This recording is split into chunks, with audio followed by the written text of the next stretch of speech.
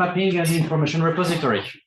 And my topic group is topic group innovation, uptake, and deployment, ADR. But just a small. Where is it also working? Well, can it go on? Ah, can you? Yeah. It's not working at the moment. Yeah, now it's working. Yeah. There's an old picture a couple of years ago from Techno in Argyro. It was about Europe's most valuable tech companies founded after 1990. And it was nice. We were from the Netherlands. Number 2 was Booking, 2 was Iddo, and the other one was Takeaway.com. Wow, Takeaway.com. Have you ever ordered something for your meal at home and was using of Takeaway.com of thuisbezorg.nl? Yeah? Or someone who was looking for a good hotel and was using Booking.com. Who was using Booking.com in the previous year? I think many people. Yesterday. Booking is one of our things. And it's one of the 2 unicorns in my region. And case, it is really nice. But we also did something wrong. When I'm looking to my university here, come on, guys. He's not working. Let me try again. Try again? Maybe I will just change it for you. Yeah, there. My name is Iddo, I'm business director of European Partnerships at the University of Twente. University is more than 1,000 spin-offs, 2 unicorns created since '84, and 14,000 people working in the region for all kinds of companies based on those spin-offs. But unfortunately, most of those spin-offs, for example, nobody is needed. One fires of Wi-Fi. They are now in the hands of the Americans. XSense, all kinds of sensor systems, they are now in the hands of the Americans. Another spin-off, of course, Booking, but also security matters. The main customer is Boeing. They are now in the hands of the Americans. So we are creating a lot of spin-offs. We are successful in scaling up them, but still we have to do something in Europe. We have a challenge there. The system is again, yeah, there it is. Yesterday we had a nice presentation of Philip. He was presenting those 7 topics, the building blocks for Europe's ADR innovation ecosystem. And when you look to it,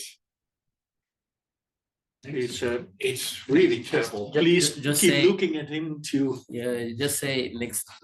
Yeah, it must be. Because it's not working. Maybe. When you look, for example, to the integrated network topics he mentioned, or the multi-stakeholders corporation, that's clearly your domain. Yeah. When you look to integrated networks or industry bridge and the transforming of research into market solutions, it's my domain. When you look to, and that's new, the single point of contact for the EC, what ADRA is, and also the rapid mobilization, the ready expertise for strategic innovations, we have to do more than that. Then we must have a kind of white paper or a vision document, so that as soon as there's space and there are possibilities for ADRA to pitch something, that it's ready. And that's also a task of our topic groups. And then the last one, what's at the end? What do we hope that you have at the end? A better picture of the integration between the 2 topic groups and what the different topic groups are doing. Understanding of the needs of the end users is very important for us. And we will have a discussion about the activities of the topic groups. And certainly the last part is towards vision and roadmap for the topic groups. Yesterday it was said, standing at the crossroad of tech leadership. That's true for Europe, it's true for ADRA. And ADRA has regular opportunities to provide the EC with recommendations. But then, how can we as topic groups contribute to these recommendations proactively? That's where we want to talk about today. And then I give the floor to you. Yes, thank you. I understood that this will not be useful, so I'll tell you next. So, yeah. Okay, then we say every time next slide, and that's better. So you understand the purpose here is that we cross-feed each other, and this is where we have the and the final objective, normally FAPES and come at the end of our sessions, is really to go towards we can make inputs for strategic inputs for what's come next. And when I say what comes next, I on purpose remain a little bit broad. Iddo actually introduced myself. I'm going to introduce myself too. My name is Jero. I work at Techno. I work for the Vector, which is a center for societal innovations.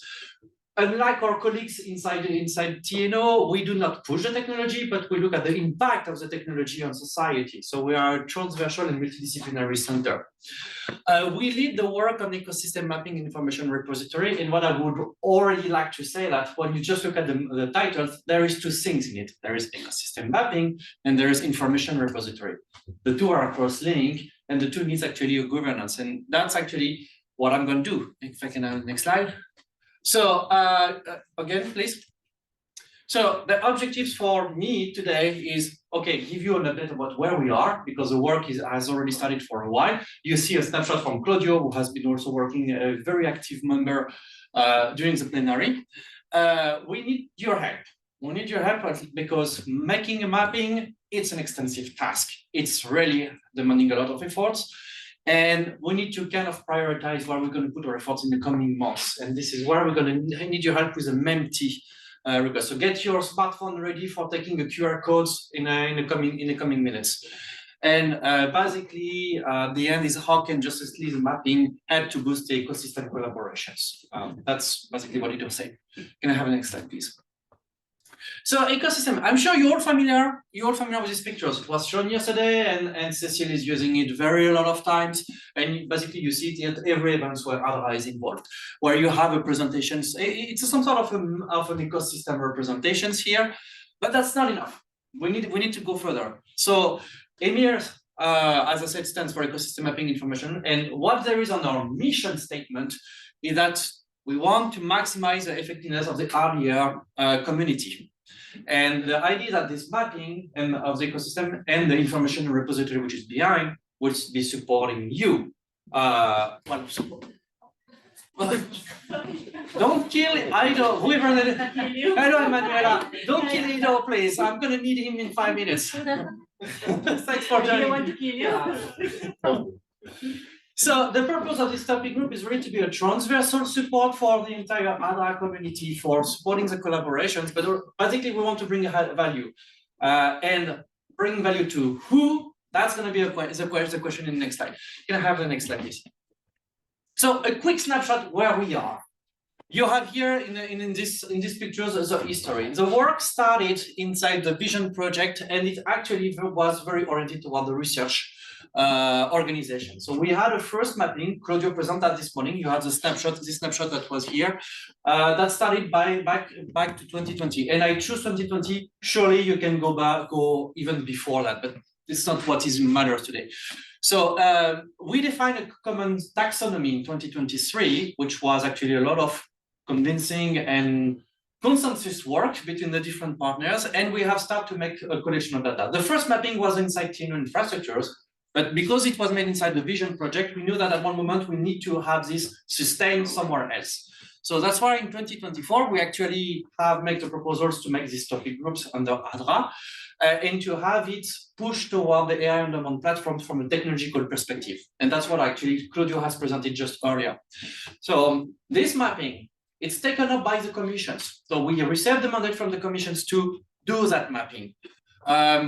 We have started to prepare the work in 2024 for the post-project sustainability. So we shift from Vision to ADRA. And in October, we have published, it was a draft in October, but I think now it's fully published, a white paper about justice, the roadmap and the methodology for mapping the European ADR ecosystem. So you're going to have a snapshot of this white paper just after. What in it, we just show what are the common understanding for managing the mapping and what is the common understanding for making the evolution of this mapping. The difficulty and the thing that the Commission really told us, we do not want diverging mappings in the ecosystem, on the ADR ecosystem. So we want to gather all the efforts here. Officially, the workshop, the topic group was launched at the ADRF in Iddo in November. And Claudio, you were the one who officially launched it, if I'm not wrong, right? Yeah, I could do it. Yeah. And for 2025, you're going to see actually next slide what actually is our next steps for working. But basically, there is a convergence with the deploy AI ecosystem, which then they are more on the industry side. So we are here a convergence from research and applied research to industry. We need to make an expansion of the work toward it's really AI focused at the moment, so we need to go to expand toward data and toward robotics. And we are proposing in the white paper just to have the innovation functions. And that's going to be my colleague Maurits who's going to present it. Just next slide, please. You got here actually a snapshot of what we're going to do in the next 6 to 18 months, midterm, short-term, midterms. This is described in the white paper, but what I can already say that we're going to need your help here. So any help, any volunteers to support us in the work of the topic groups is very welcome. And next slide. Yeah, that was a snapshot. You can go next. That's just where you're going to see this white paper, what is needed for an innovative, competitive, and sovereign AI IDR ecosystem. This is our roadmap at the moment, which has been approved by the IDR community. And with that, I'm actually going to give the floor now. Can I have next slide? To Maurits. Next, yes, Maurits, take the floor. Thank you. Thank you.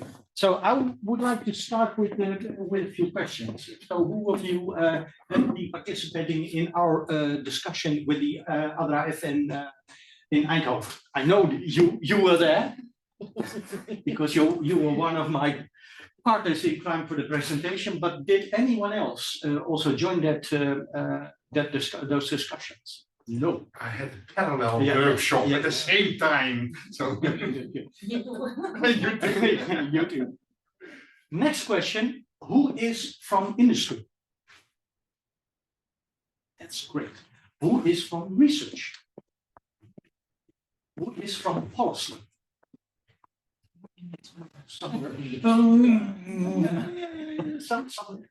Okay, because I'll be talking about the mapping. And what we see is that for a mapping really to bring value, you need to look at the impact and the use of the mapping. And that's what I'm going to discuss in my presentation a little bit more. And I need your help to further explore what is needed for mapping. What kind of things do you need from a mapping? And that's what my presentation will be about.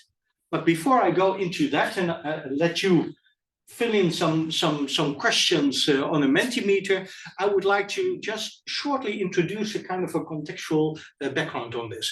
So if you look at mapping, what we see is that the mapping is about 3 levels. So usually mapping is, I've got all those universities, all those actors involved, and those are included in a mapping, and I've got some information for it, and that's it. But the question is, of course, at what level do you do it?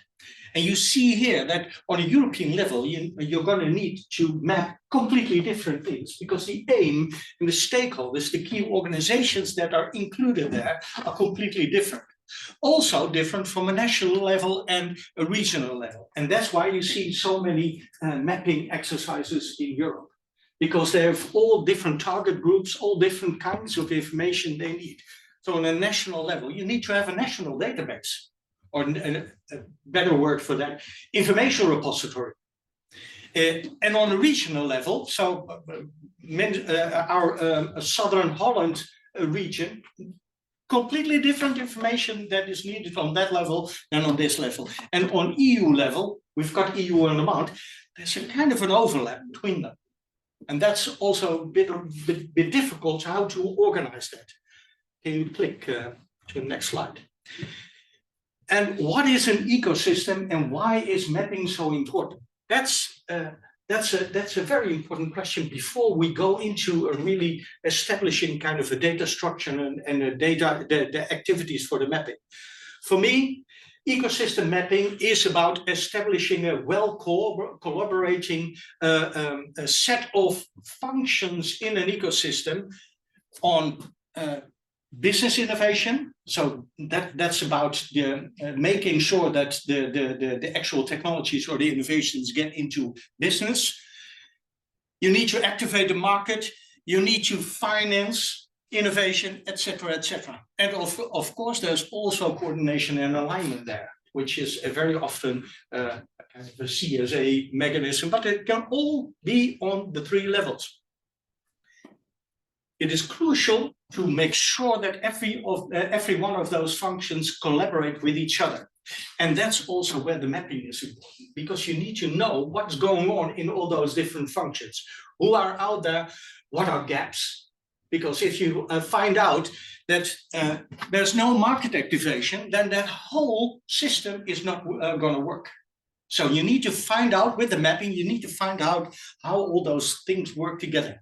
And then these are the assets that are used by the functions that are underlying. So the mapping of industrial infrastructures and research infrastructures is part of the ecosystem mapping. You need to find out what is out there, but you need to also find out how it's connected to a kind of a function. So can you click again? And then if you look at the enhancing the R&D base, which is very often a very important part of the mapping, you can see that with that one function, there are all kinds of sub-functions there. Those are all things that need to be organized in order to have a real good R&D base. And there's mapping for that. You need to know these kind of things for the mapping. But this is, of course, for one specific user of information. And what we are going to do, can you click again? Is to find out who is asking for what kind of information. And this is about why are you doing the mapping? And the mapping is about informing the decision-making process for specific users or specific stakeholders.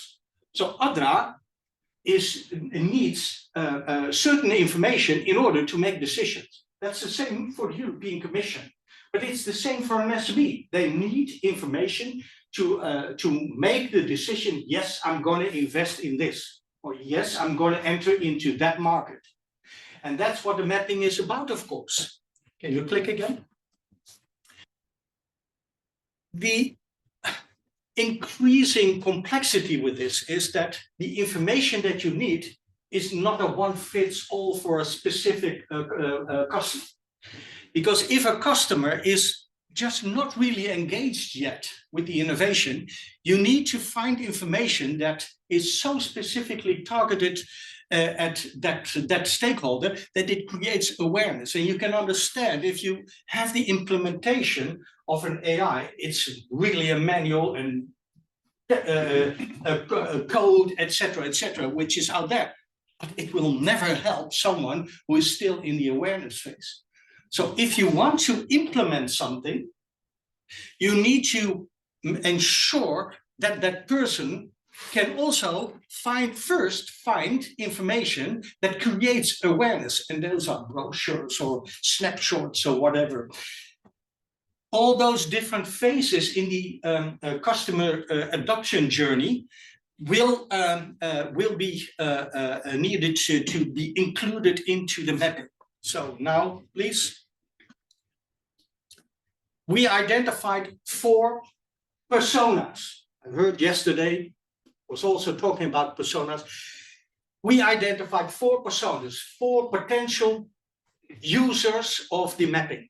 So policy architect, innovation catalyst, adopter, and the ecosystem connector. Those are the 4 I would like to use you to get some more flesh on the bone what the real needs are. Can you click again? So this is the policy architect. Well, you can read, it's more or less shaping the funding strategies. You can see here the information needs. Adoption, you need to understand what the adoption trends are, what funding efficiencies are, etc., etc. That kind of information needs to be mapped. Can you click again? For the innovation catalyst, so this is the researcher, it's a little bit different. That's the need and the use of the information is completely different than for the policy. And this is the information that they need. Can you click again? For the That's the innovator, I think, the business lead. So Yeah, this is industry adapter. Completely different needs. Also, the shape of how you provide the information changes with those different stakeholders. You click on the last one. And this is about the intermediary organization that connects all those different parties together in order to make that innovation ecosystem work in an efficient and effective way. Again, different needs and different types of information. So this is the use, and that's the information. Also, the way it is offered completely differs. So you have 4 completely different routes to go into the mapping. And you also need to map completely different types of information, and even more complicated because of the customer journey. So now click to the last slide. What I would like to do, yeah, click please.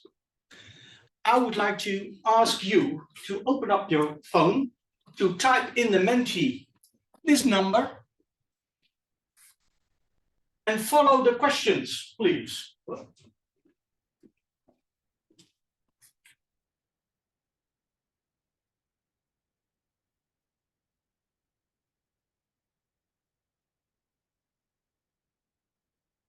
And with this, I'm going to ask, we are going to collect what types of information do you think is needed? So it's the third part.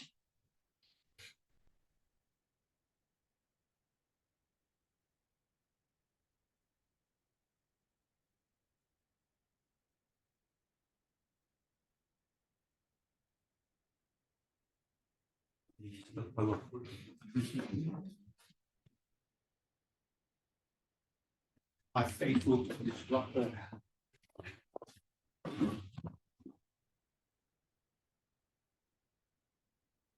I'll give you 5 to 10 minutes. Claudio, can you make sure that you can highlight the results? I don't know. You mean the Menti open? Menti. No, it was not. Est-ce qu'on pourrait ouvrir la page Menti? C'était une page web.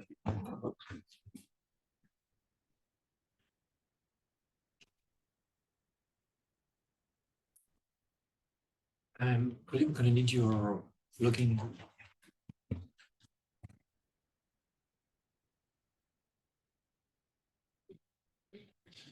On veut se connecter en tant que seul papa pour rejoindre un meeting, ceux qui managent le meeting.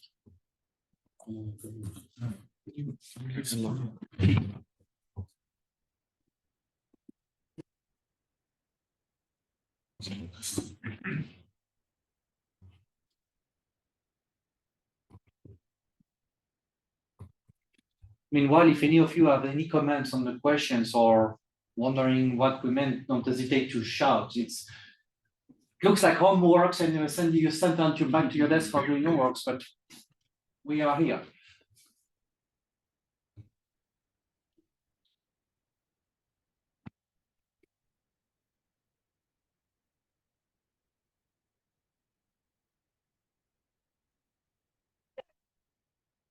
Welcome to the homework sessions. Oh, ready for the homework.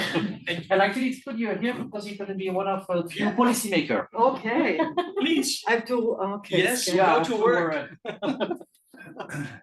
Sorry, Angela. No, it's okay.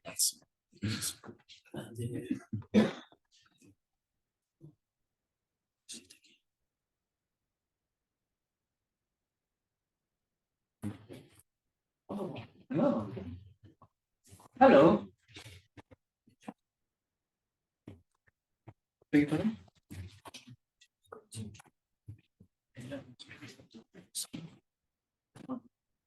Yeah, it's Smiles, your picture is taken at the moment. Wait. Or official photograph. QR codes.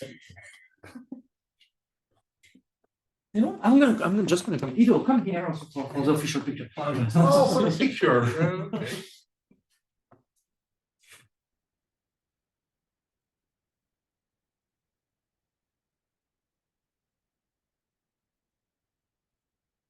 Is everyone coming to the end?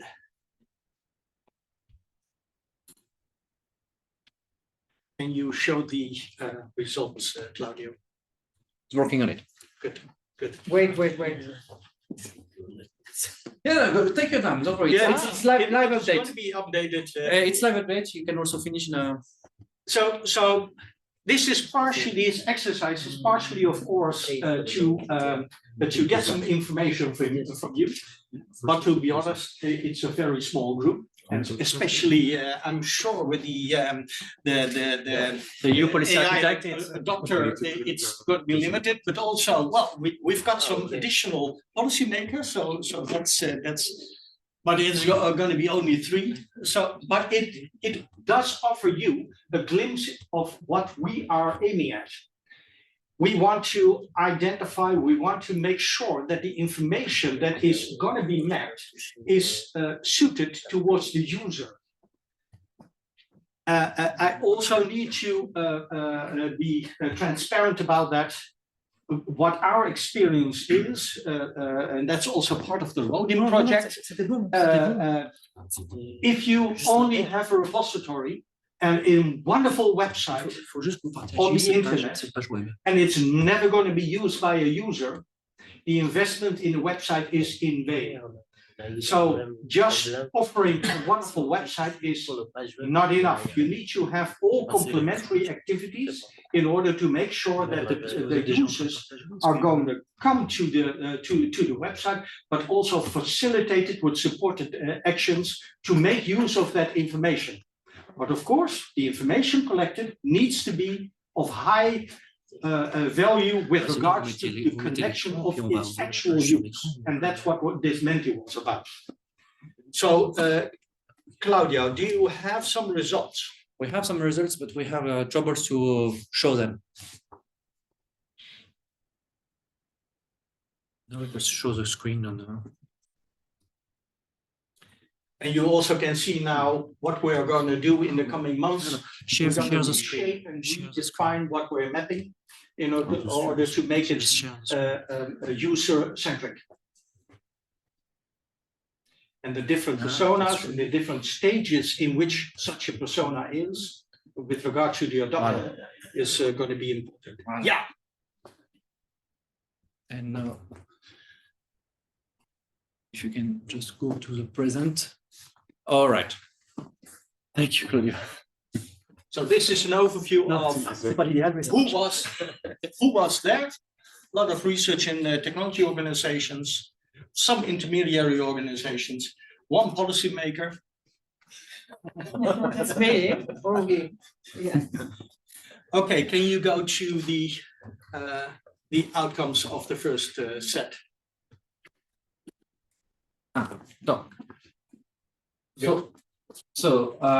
Okay, we're not gonna have the time to go through the 4 personae and then after to look, but for example, on the EU policy architect point of view, with a very representative sample of 1%,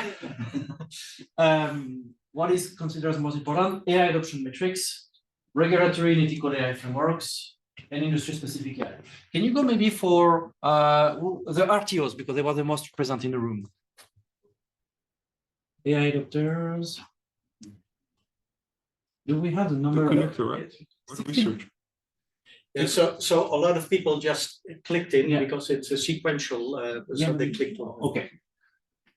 So, well, you can see you can see the results here. So thanks to those results, thanks to you, we're going to be able to focus on those activities and those sub-functions for the defining after the needs of the mapping. I must say that this is quite interesting for an ecosystem connector.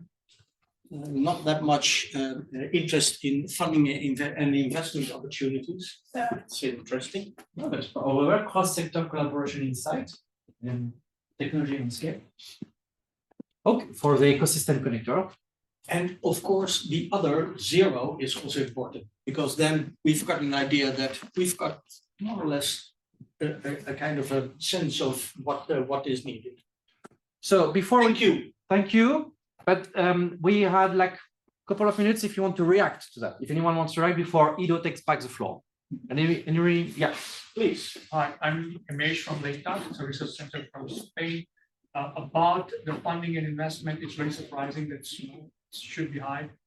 We have seen that we have oversubscription of proposals for certain core topics. The funding success rates are going below 2% in some cases.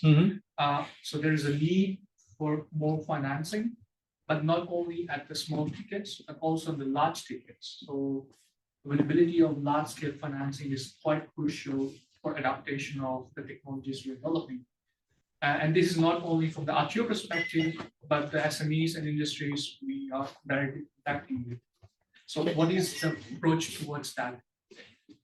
I think that's actually Iddo will go with the best response to that question. But the mapping will help us to find the gaps on the fundings, not necessarily the intensity of that fundings. So I haven't think about that, to be frank. We are also, because LLMs are to blame for this, because it's very easy to write a proposal nowadays. So if you have an idea, should I need to write a proposal on a call, you can develop that within a few days. That's what the LLM is about. The execution is a different story. So you can have 100 responses, and then only a few will guarantee also the execution being impeccable. So that's a question. So I think it's on the evaluation side that there's a real issue here, because how to distinguish between the proposals that are high quality, not only on the quality of the proposal level, but also on the execution level. That's a real struggle. But it's a completely different story than the mapping itself. Iddo, takes the floor. Thank you very much. PowerPoint. Thanks.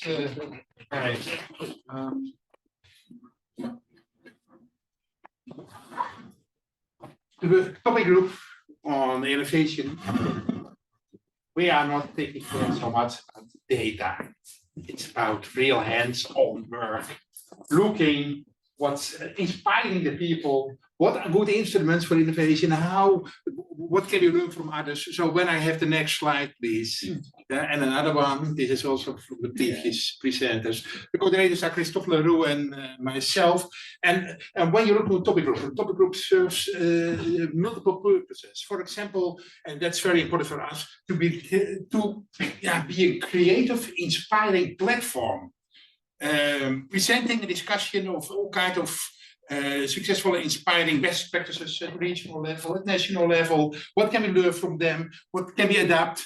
It's also a platform to find partners for upcoming calls. I see that within the topic group happening quite often.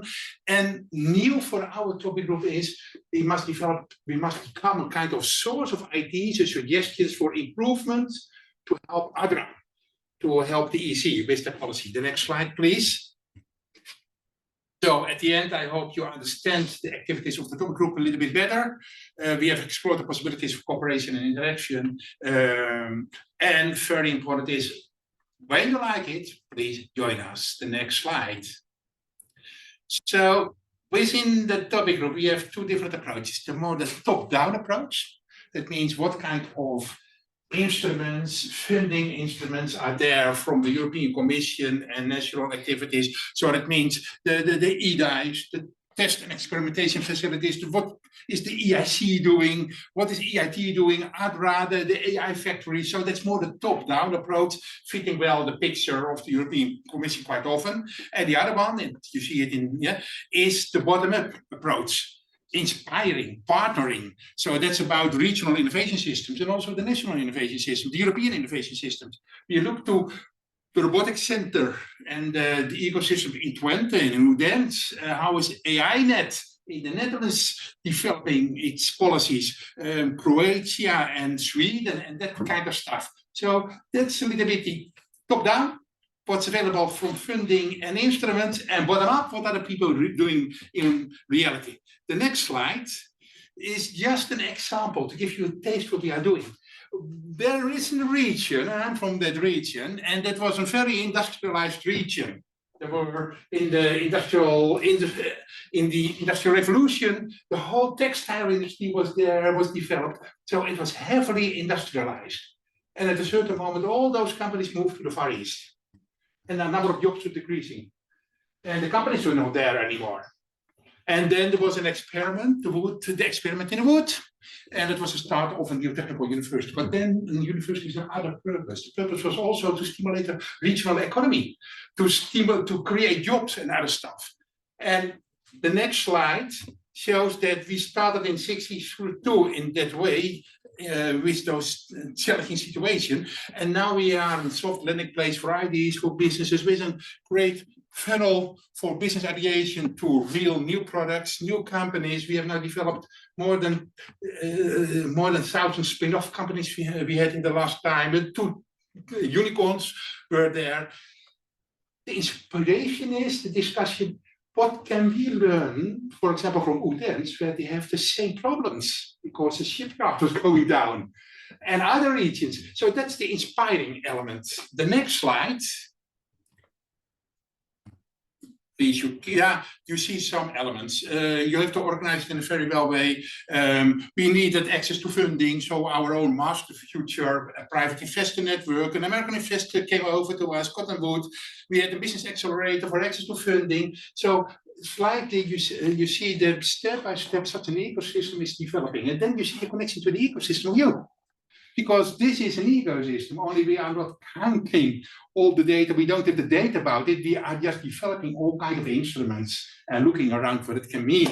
The next slide is just the next one. When you have, for example, a regional ecosystem on robotics, you need access to knowledge, technologies, and infrastructure. So it means universities and cascade of research facilities. So you can test and develop, for example, here a drone in the research lab, then go for indoor testing, outdoor testing, and then back to the real world. So how do we develop this kind of cascade of research and test facilities? The next slide also makes clear that you have to organize all kinds of access to business support. Advice on ELS, access to funding, trading skills and things. And the next slide here shows that you also have to participate in and give access to all kinds of ecosystems at a regional level, at a national level. Some are more generic. Others are really focusing on domains. For example, Hero is focusing on the healthcare domain. RIMA was focusing on inspection and maintenance. So this kind of discussions, and this is just one region, but we are talking about other regions, is important within the topic group. The next slide shows another discussion. I call it the makers and shapers discussion. You can have great new tech. You can develop all kinds of new tech, for example, in the robotics domain, in the AI domain. But when you are just developing the technology, the only impact you have is tech impact, scientific impact. But for real economic impact, you need also one business case. When you are working with AI, the social acceptance is crucial. So the best business case cannot went without the social acceptance. So that's the ethical, legal, social, and economical activities. And how are you setting up such an ecosystem where the tech developments and the else, or you can also say the makers and the shapers are working hand in hand for the next products? That was one of the activities. And we are talking about generic support versus tech-specific support. Just take AI, data, robotics. What you express in robotics in years, maybe, in development time, you express that in the same development time is maybe months for the digital world and weeks for the AI world. So when you look to the IP protection, the time to market, you have complete different approaches in the different domains. Also, special investors. There are investors who are just focusing on robotics or on AI. You need to know them for each of the domains. The social acceptance and trust of society, we were already talking about it. That's something else for mechanical engineering, all kinds of production robots, than for AI. And also the needs for innovation in AI are different from the innovation instruments you need for innovation with AI. When you want to use AI in the manufacturing domain, you must really sure that it is trustworthy, that you can trust it. And that's something else for a couple of other things. So the next slide. So that kind of discussions we had in our previous workshops. It's also about innovation, generic innovation instruments and application domains. And then the application domains are quite often linked to other topic groups.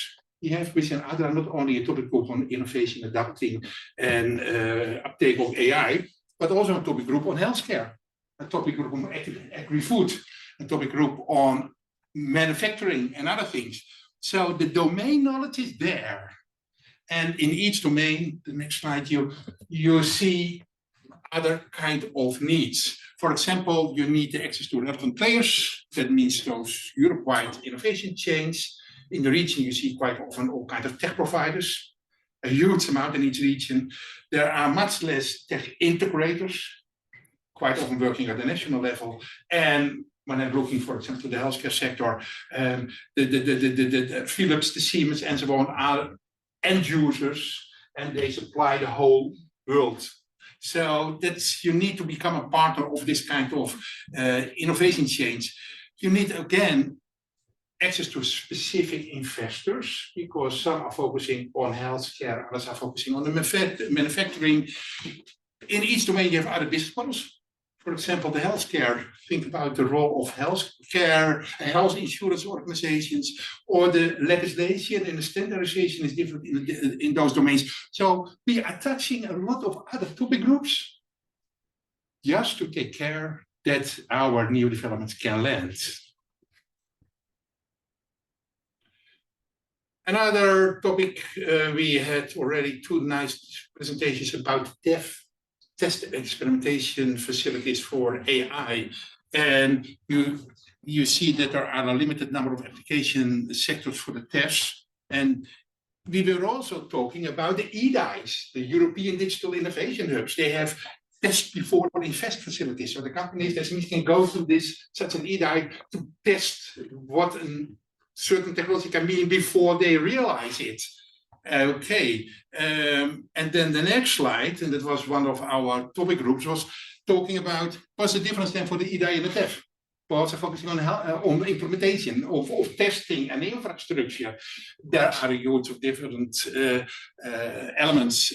One is an other TRL level, one is focusing more on the region, and the other more on Europe. The one is focusing more on certain specific application domains, and the other, but that is the discussion we have within the topic groups.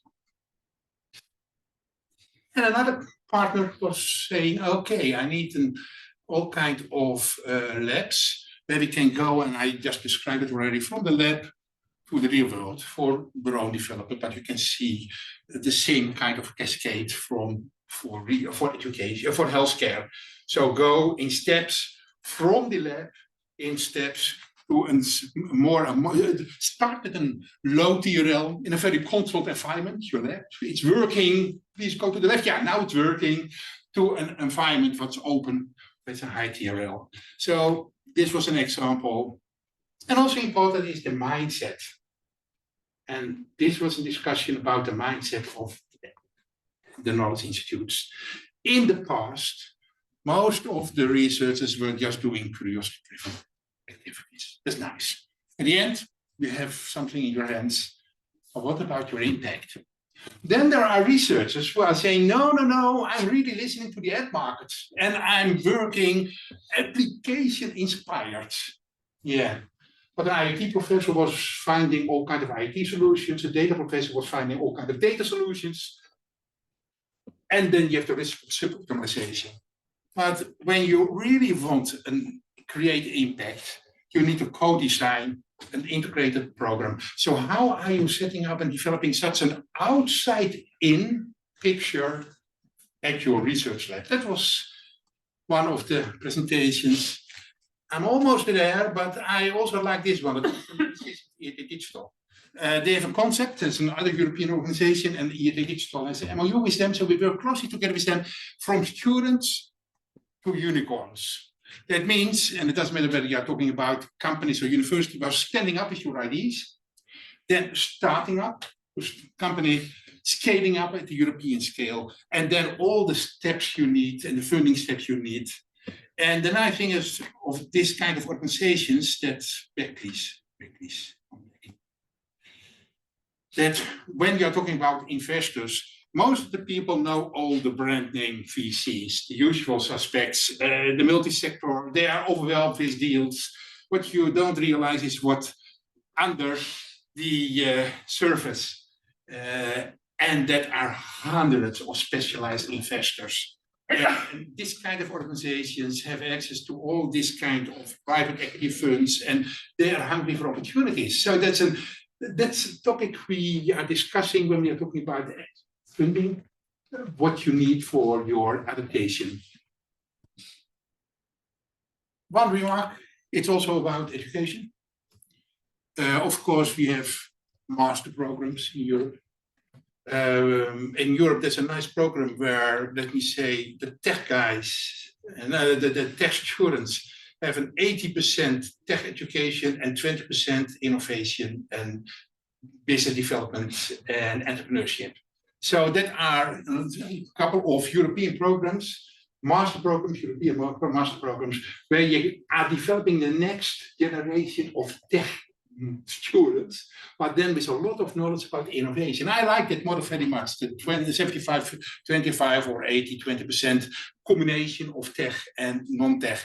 Another thing is, of course, that instead of going for a master, you can look to all kinds of micro modules so that you learn by step, more and more and more.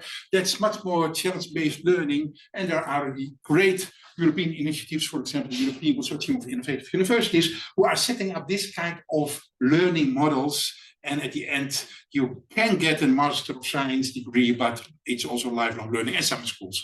So it's just a taste of the discussions in my topic group.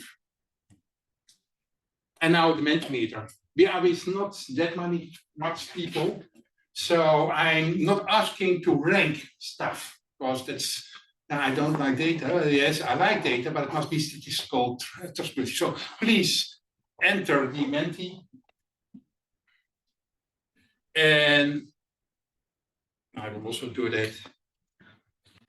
And then there are a couple of open questions, and I hope I can see the answers of the open question now. Claudio, can you take care for that? It's the same. It's exactly the same Menti, but then one of the next questions later on in the Menti. Claudio, it's in the same Menti, isn't it? Yeah. Yeah. We have to skip. So the first question is, what are the main? Oh yeah, just going back. What are the main challenges and barriers for the adaptation of ADR? On this one I already And- responded. And please come up with all kinds of ideas, what's popping up in your mind. You can also say for robotics, that's that. For AI, that. Just think about your, what are the challenges and the barriers for adaptation. I will, or we will add this to information we already collected during other topic group meetings. So it's part of, it will become part of the discussion during our topic groups. I see here a couple of things, and lack of large-scale funding, and the fragmentation that's always popping up when you're talking about Europe is fragmentation. Success stories and best practices. Okay, I hope that I was showing you that we are busy with creating this kind of best practices. Maybe we can develop together the next practice, the best practices, but the next practice in the upcoming period of time. I see also here the collaboration moving away from current way of working, change of mindset, tech transfer. That was indeed one of my slides. So when you want, you can also go to the next slide. That the other question was, what kind of innovation instruments are missing in the European landscape? And again, large-scale funding is popping up again. That's nice. I hope that, for example, that EIT digital slide can help you to say, okay, we can, and the same is true for EIC. They can even go much higher in their investments. Okay, combining different initiatives, bottom-up approaches of scientific projects. Okay, but what kind of innovation instruments are missing? And then we see bottom-up approaches for scientific projects. Can you explain a little? Is someone who can explain what he exactly means with that? Okay. Investors directory, yeah, great. Certainly when you know that there are hundreds of investors below the surveys. Dedicated instruments to enable tech transfer, but investment for spontaneous means forcing universities to work towards explicit. Forcing the universities. Yeah, that's a nice, something nice. Okay, and the next question, we had 3 questions with 11 responses. What could support SMEs in adapting ADR technologies to stay competitive? Again, the large-scale funding, the incentives, okay, the single digital market, compliance to guidance and roadmaps, information. Okay. Thanks a lot. When you have other ideas, when something pops up in your mind in our time, please send an email to me. We will collect all this kind of information and just to look what our activities for the upcoming period of time will be. Topic group. So you see that for the topic groups, most important is inspiring each other, looking to great examples, best practices. You see that the network for all kinds of new proposals. What's very important is for the next stage, the next part of our discussion, how can we come up with a kind of white paper with advice for ADRA and for others to help to shape the new work programs, to help to shape the SRIDA of ADRA, and to help to shape the new framework program maybe, and other things. Thanks a lot. I think it's time for the question and answers. We have now 5 minutes, and I invite all the speakers and all the others here on the stage. It's also other questions from the people are online. Are the people online? Yeah. Can we see that? And do they have questions? People. We have 11 people online. That's people who answered the Menti, not the people online. No, the online over there. You have your screen sharing. Oh, here. Yeah. Oh, that's 20. That's the Menti meeting. Yeah, but On Zoom. So on Zoom, you have. Do you have any questions, remarks, feedbacks? we don't make sessions where it's just the speaker speaking and then the audience listening. So what's the next step? What are you going to do? And just 20 responses is not enough. No. Are you going to have this I agree, open to 100%. get 300 responses? Yeah, I think so. So what we're going to try to do, what we will try to do is we'll try to really get a structural data model in order to, I'm now talking about mapping, about what kind of information is to be mapped because of the 4 personas. I think the 4 personas are the most important ones.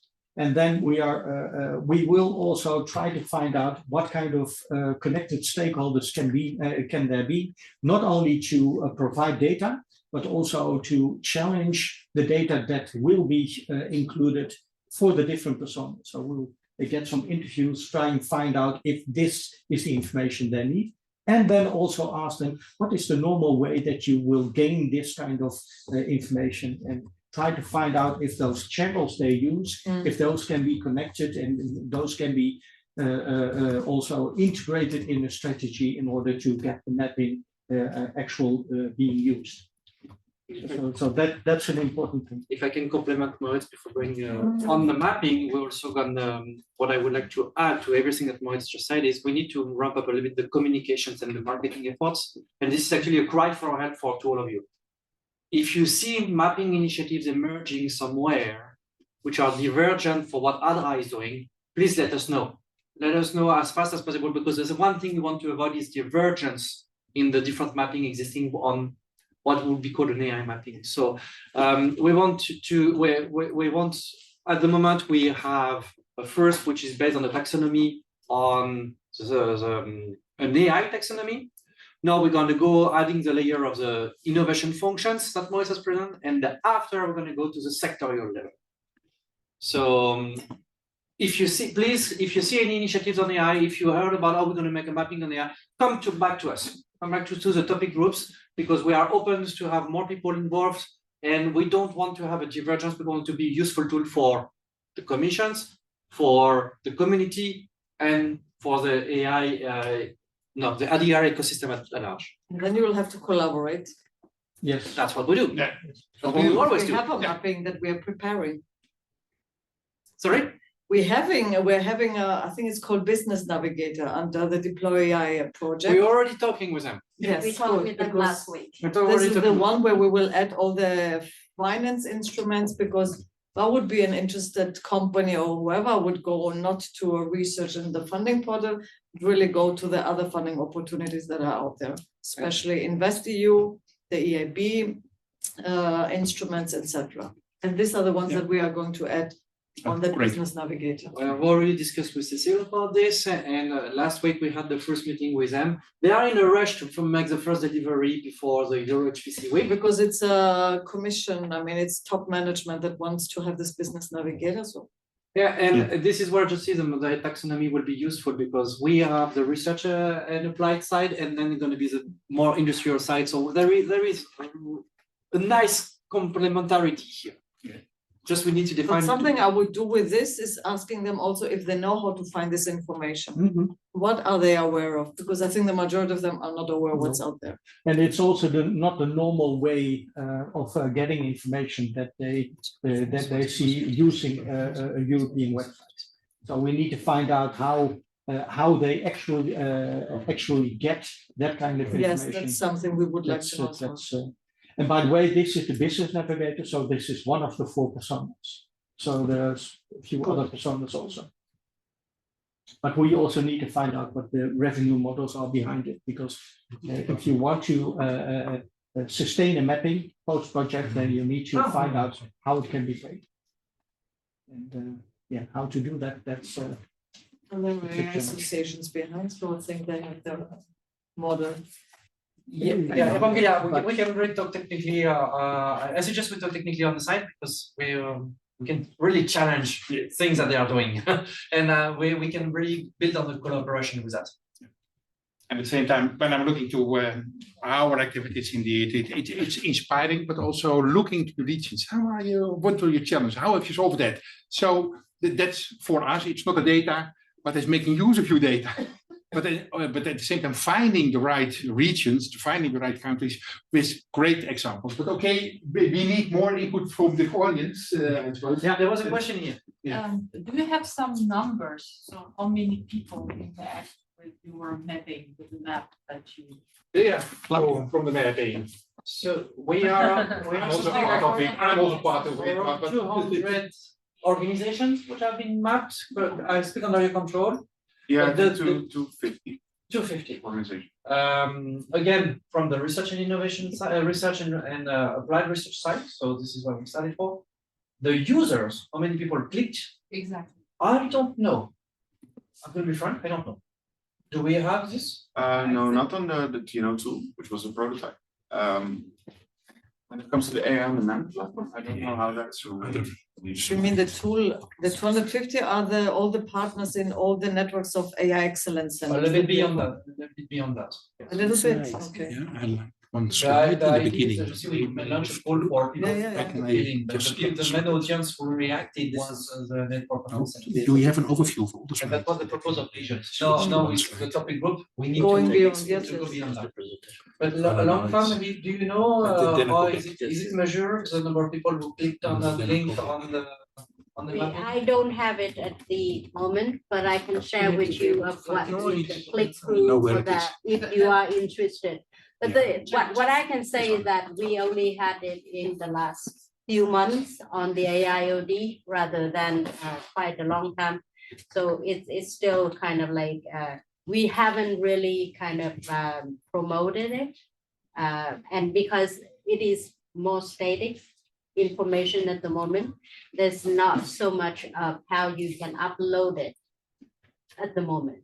But what we would be looking into is what we could improve the interactive part for the owners of the data, but also for the newer comer of the projects of the organizations that wanted to have their organization on the platform. So I think that's we need to measure it. We're probably gonna we're gonna measure that. And there is also a quite new startup coming from Germany. It is called AI Marketplace. Mhm. And so their goal is also to connect the researchers, the developers, and the end users of AI solutions. And it was a huge German technology program funded by the Ministry of Economics. And so that was the result. So it was a startup, and they also provide a integration environment based on open source, so that the developers or component and solution providers can plug in their components, and others can reuse these components. It's a bit in order like to AI come on up demand. with the new solution. That's the national, yeah. Yeah, I National think tool. I know the deploy AI mapping, so those or sister platforms who is mapping just the more the industry side, they are based on the national database first. And there are at the moment 4 countries. I don't know if Germany is one of them. France was Yes, one of them. it is. Germany Germany, was one of them. Germany, Germany. France are the first ones, but we have to have a mechanism in place because startups come and go. Yeah. To always have up-to-date information, and that is the kind of tricky part. Putting yourself on We the have map. suggested in a white paper for that. So But yes, we will have by the end of the year 9 countries, up-to-date information of 9 country startups, etc. on the deploy AI, and then hopefully we will have a layer on the research layer as well available through there. via And then the a finance common layer. shared taxonomy. That's what the work. So thank you for the info. Yes, I have a question about, it's very important to have a common taxonomy. How do you have a specific strategy to involve actors in the field, also from the robotics field, from the data field, also from the AI field? How do you get well represented forward in information?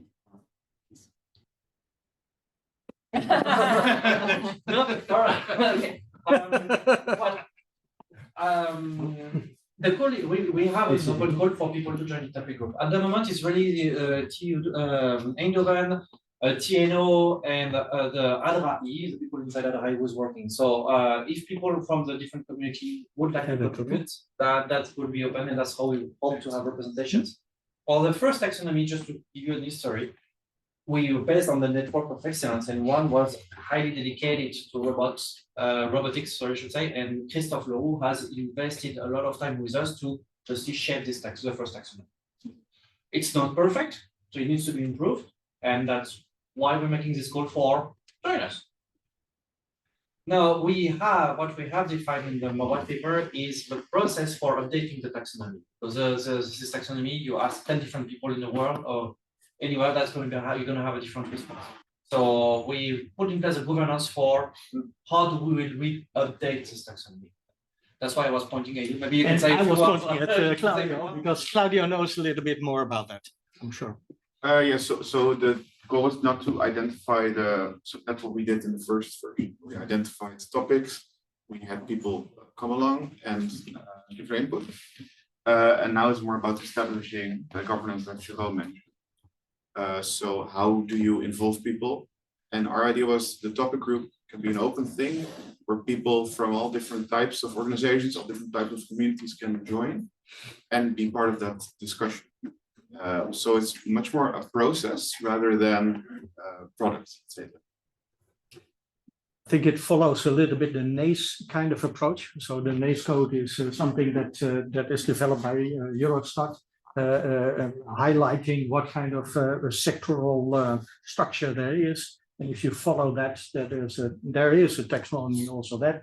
And on periodic phases is going to be a kind of restructuring of the taxonomy based on specific governance structures. Well, that kind of approach we discussed within the white paper.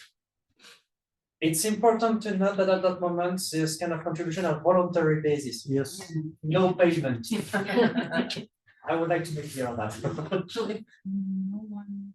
So I have another question regarding the who is actually the host of this mapping platform? So who is responsible? Who is in charge? Is it the topic group that belongs to Argyro, or now, as far as understood, is a project, right? It's funded project. It was a project. Yeah. But we are, as TNO, but also the topic group as such, we are trying to continue it, but we're trying to find out the real funding also for these kind of activities.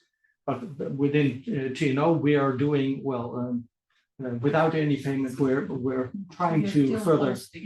The hosting itself is. I think is an AI implement platforms. So this is there. That was just see how we can make sure that the mapping continue to be up and running once the project finished, the project we were involved. When it comes for after giving the momentum and the leaderships for updating the mapping, keeping it up and running, that's part of the TG under our panel. There was also another. There are many mapping projects in Europe. Every time the Commission is asking for mapping, and one of the other is for example, other E. There's also a task for mapping. So we started other E independent. Yeah. And nowadays, other E say, okay, these are the results we have. Let's join focus. So now other E and the task, the task for other E is now part of the larger topic group on mapping and AI. And so you see that we are really coming together, shaking hands to empower the whole system and not just to have a separate, partly nice but not integrated mapping and cartography tools. But in the future, so you are planning to keep it in Argyro, right? I think Argyro needs to be the one that is the owner of the mapping. Yes. It should not be an independent. I don't want to insult the future, so the exact response is unknown today, but we're just working on what are the possibilities and what would be a sustainable business model for women. So put it this way, we have this project, this Deploy AI, which has an integral part to become sustainable, either as an association or foundation or a commercial entity. They will have to sustain this business navigator, this landscape. There can be collaborations, whatever, but we want one platform, and we always aim for this one platform that will have this information available. And it has to be self-sustainable. So yeah, there are plans for one such landscape tool. They call it Business Navigator, fine with us, that where we can add all those layers, of course, provided, of course, there's collaboration and they agree on the taxonomy, which I don't think is a problem. But we want to have one place to go where you can find all this information. We want to add to that, as I said, also the investment layer, because there is a lot of information that SMEs and startups are not aware about. You were not there, but when Maurits presented the function, there was just the investment functions. That's what we discussed with Deploy AI, but it's not decided yet. So I don't want to make any commitment on their behalf because I'm not part of them. So, but yeah, your support will be welcome. There was the question. Yes, in relation to the mapping, I think it's a very good initiative because this is what is needed in the commercial side. I'm just curious on the SMEs, because we're mixing here. SMEs is an organization. The searches and policymakers are individuals. So are we talking about here in SMEs, entrepreneurs, innovators? What type of individuals will be involved in this? When we go for the mapping, we're talking at organization level. We don't go at expert levels. So when we talk about researchers will be RTOs. Yeah, RTO, organization, RTOs, universities, research centers. And the policymakers will be policymakers. I'm not sure I'm following me. Individuals, policymakers are individuals. Yeah. No, we talk about ministries. So these are the personas. So those are the people that. SME is not a persona. So if the presentation gave 4 personas, those are users of the information. Those will be individuals. But the collected information that is on SME activities, but it's also so European Commission. I'm not going to include in the mapping database or the information repository a specific policymaker who is doing what, because that's going to be a nightmare. No, but it's fine. I mean, policymakers is an individual. Individuals. No, Are individuals. No, wait, you need to distinguish the user. SMEs. You need to distinguish the user and what is on the mapping. On the mapping, it's on the organizations. It's not individual. The Or user, institutes, whatever. Or it's institutes, going to be DG Connect. I don't think we're going to go below that level. So it's going to be ministry. It's going to be a ministry. It's going to be a policymaker is a ministry. So then you have ministries, then you have organizations. But it's not people inside those ministries. Correct. Yeah, I'm probably, the, I mean, there will be a personal contact information. email or something, so some contact details. No contact details. There are contact details.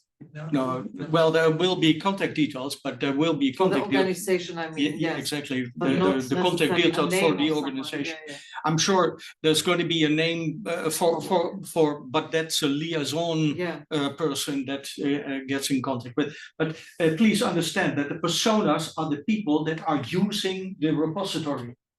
Those are, if in my experience, if you just develop a website without any idea what kind of users there will be retrieving the information from the website, what are their demands, how do they fit the information that's collected in the repository to their needs, to their decision-making process. If you don't do it like that, then it's going to be a blur of information. And then if there's different types of interested parties for the information, they're going to be there on the website for 5 minutes and think, oh, this is a nightmare, it's a chaos, I don't understand where to go to, I'll search my information somewhere else. So what you need to do is you need to find out what the exact needs of those personas are. We identified 4 personas: the policymaker, more or less, the industry user, the intermediary organization, and the researcher, developer, the R&D person that is developing AI. Those are the 4 people. They have different needs for information, but you need to find out what that information is and also how they normally find their information. And then you need to embed the mapping into a larger community context. And that's the struggle, of course, that we have. And here's when I have a problem, because what you're saying is that there are 3 personas or 4 personas in the deployment model, and then you refer to organizations, which is not a persona. No, so then personas belong to organizations or work for organizations. So the personas are individuals. Persona means that classify them as in the role of those organizations. No, there is a user and there is what SMEs should be entrepreneurs or innovators that belong to an SME. So this will be the users of the platform to identify where they can go. Yeah. Or as a RTO, members of RTOs can be researchers or academics that belongs to this RTO that can go and use the tool. I'm buying the tool, right? I'm buying the tool, but I'm not convinced that the taxonomy will help the people to understand where I am located. Am I a persona? Am I an organization? So the information collected in the repository is about organizations. Yes, that's clear. The users are individuals. So the user personas are people. The user personas are people, but they are not included in the repository. May I suggest we continue this discussion on the side because it's become one-sided and you ask to say something. Exactly, it's the same. I like the discussion and I'm happy that there's such a lot of reaction from inside coming. I will, when you agree, I will skip a part of the program. I will ask Françoise, just as because you are active in one of the end domains, healthcare, just to a short reflection. What have you heard? What are your feelings? What can we mean for each other? Then we skip this brainstorm, how the topic groups can cooperate with each other. But just a reflection from your side, and then I will switch over to Philip. That's more about the white papers. What can we as topic group means for ADRA and for the others? So please, Françoise, short reflection I think from the end market. Yes, this is a very interesting discussion. I think we can add a persona focusing on the healthcare field. As a healthcare topic group, we are really looking at now what are the gaps in the innovation chains, but specifically for health applications. And what we see in the topic group is as well that we have a high heterogeneity related to the innovation chain. If we want to implement the technology, for example, for rehabilitation, it's totally different than if you really want to do an intervention in the patient itself. And that also the time to market is totally different. Taking this into account, we as a topic could give that input. Where are the gaps and how can we contribute and support each other to even strengthen these innovation chains?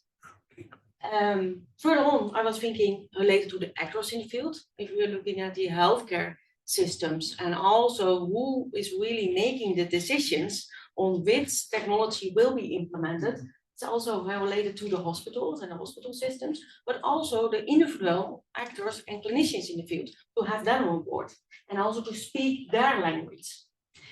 What we definitely need in the healthcare sector, and that's also linking to the work you are focusing on, is having more evidence that the technology is really worthwhile to implement.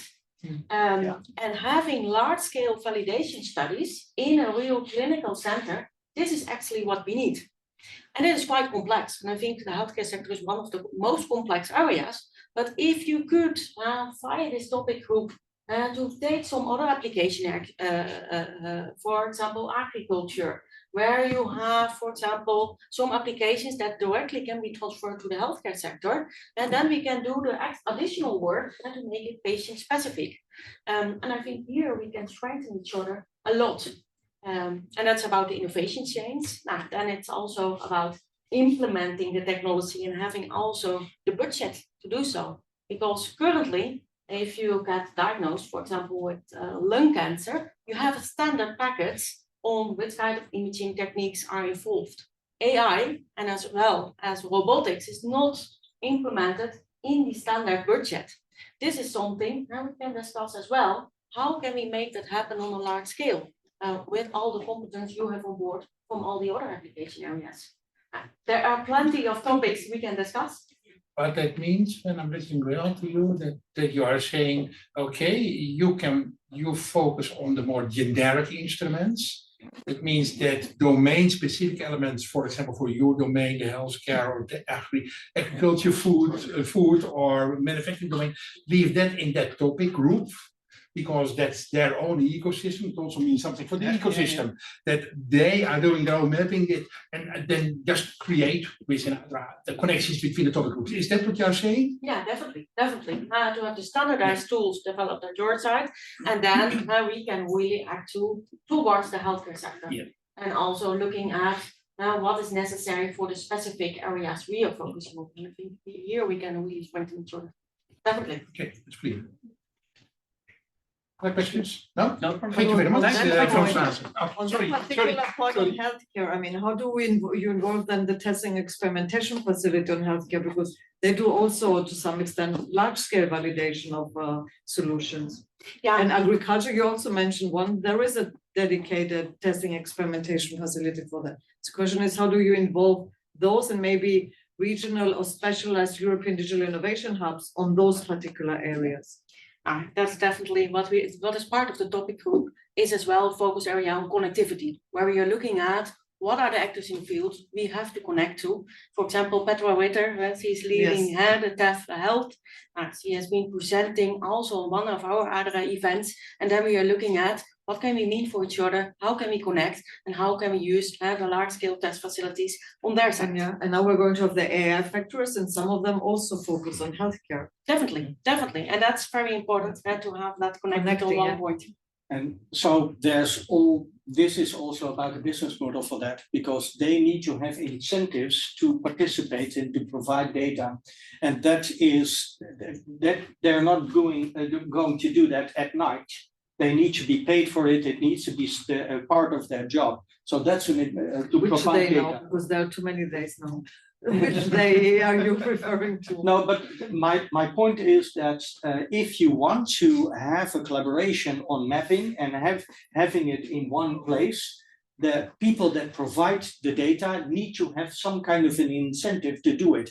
And what is commonly done is that, okay, it's part of a project and then provide information. So they'll provide some information, but if the project is over, they will stop providing information Yeah, and we're not that talking jeopardizes projects here because both the tabs have to become self-sustainable. The AI factories are supercomputing centers that will exist forever. So it's interesting for the business model. So we need to make sure that they feel an incentive to provide data to a more centralized information repository. And that's not the case at this moment. We need to find out what incentives can be, otherwise it's going to be dead before we And start. to give you a glimpse of what's that's why we're introducing this innovation function layer, because actually when you look at what is a TEF, what is an EDH, what is a DIH or whatever, it's a combination of those innovation. Yeah, so you will have actually, it's very interesting to see how what is defined AI factories, etc. Combine those innovation function so that after the mapping will be flexible enough to get the data and get the multi-organization represented on the mapping.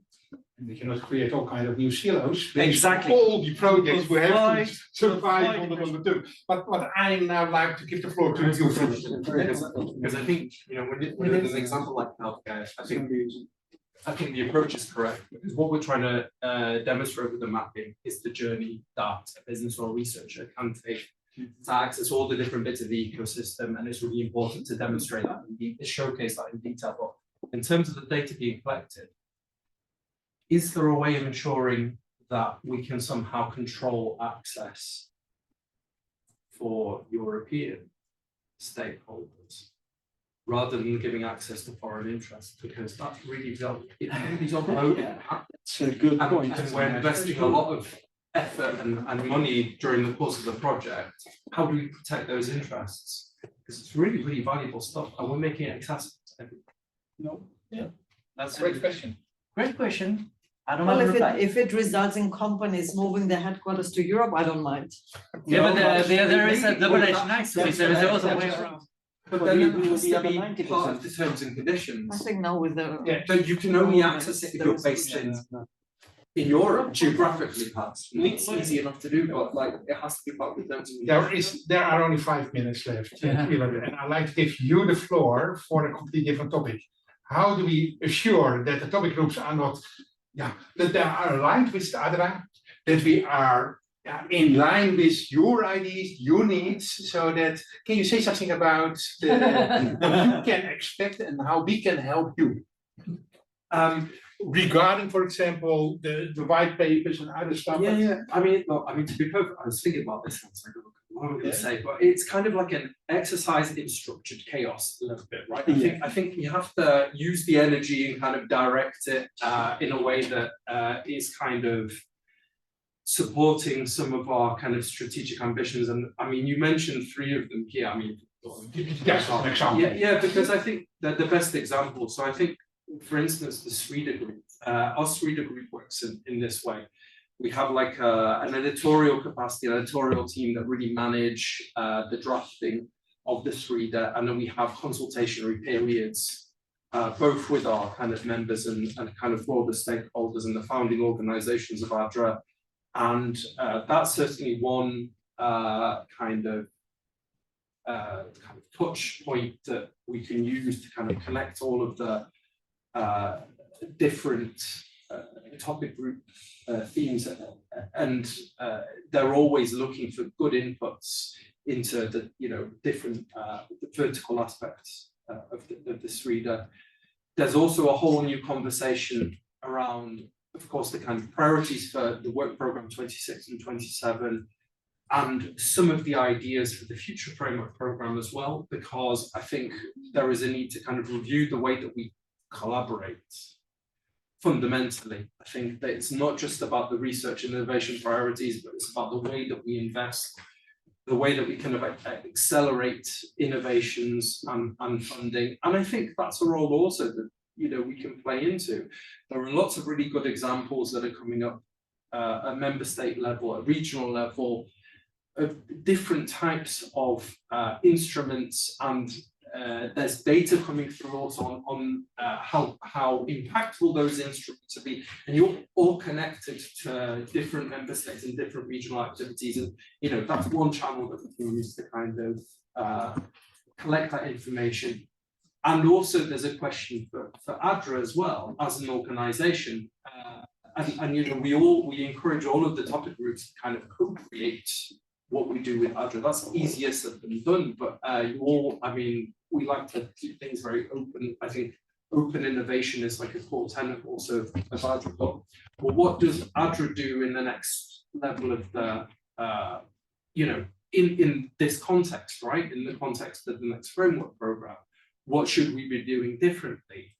What are the real kind of industry challenges that we need to be and end user challenges that we need to be tackling? What are the kind of researcher priorities as well? And so there is a whole, I think there's a potential, as I shared with you the other day, to have a position paper that is co-created with this group, with others on how ADRA should be positioning itself. I think that's really, really critical. And it's other partnerships are also doing this as well, right? So we can take good examples from the other partnerships and try and align in the same way. That's what I was. That's quite general. Yeah, well, but I think it's enough. It's also setting the scene for the upcoming period of time for the topic groups. I think it's not just going on with their own stuff, but also to take care that that the ideas and the other things can land somewhere, and then okay, that's clear. Are there other suggestions for this topic? The shared vision, the roadmap, other activities, maybe from the European Commission? We always appreciate roadmaps, strategic roadmaps that are being kept up to date, but also where everybody kind of contributes to. So not just researchers or just, policymakers. So we need something that really is also something that can be easily translated into kind of policy actions and everything else. Yeah. And then the channel is ADRA, and we can supply to ADRA. Is that the model? Well, Philip knows that we always like to see roadmaps, not just the strategic research, innovation and development agenda, deployment agenda. I really like to see kind of a roadmap. This is where we are. This is, for example, now we have policy goals. We had the digital, what's it called? We have now the competitiveness compass. We have the AI want to become an AI continent, the digital decade target. So how do we get there? Yes. And that's nice to kind of say, okay, this is a meaningful way how to get there, building upon the various topics, calls that we had organized, the outcomes of those that are being translated into the next step, and then having the building blocks to achieve, this policy goals. Okay. I This think is a the nice type of challenge roadmap where we we would can mean something. It's almost time. Yeah. Giro, can I give you the floor for the wrap up? Yeah, you don't know it, but That's wrap up, okay. That's gonna be my improv time. So there is definitely cross-feeding between the two TGs, innovation of tech and deployments and EMIR, and those can be critical for the shaping the visions and the roadmap. What I really take it from here, I like the energy. There have been discussions, there have been things, and I would like to thank you all again for your contributions to the MMT, even if it's statistically a small pulse. So you understand that we are both in the UTwente topic group, we are shaping it, we are increasing, and we welcome any contributions. So as a wrap up, I would say take those messages home, think about it, and if you think that you or your organization would be interested to contribute or see an advantages, well, just contact us. And don't hesitate. Well, from me, I can say don't hesitate to bombard me with email until you receive a response from me. So thank you very much for your participations, and I'm looking forward to speak with you around the lunch.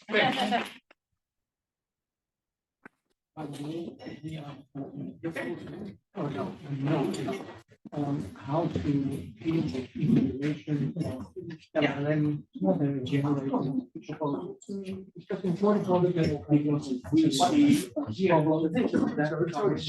We detected very much.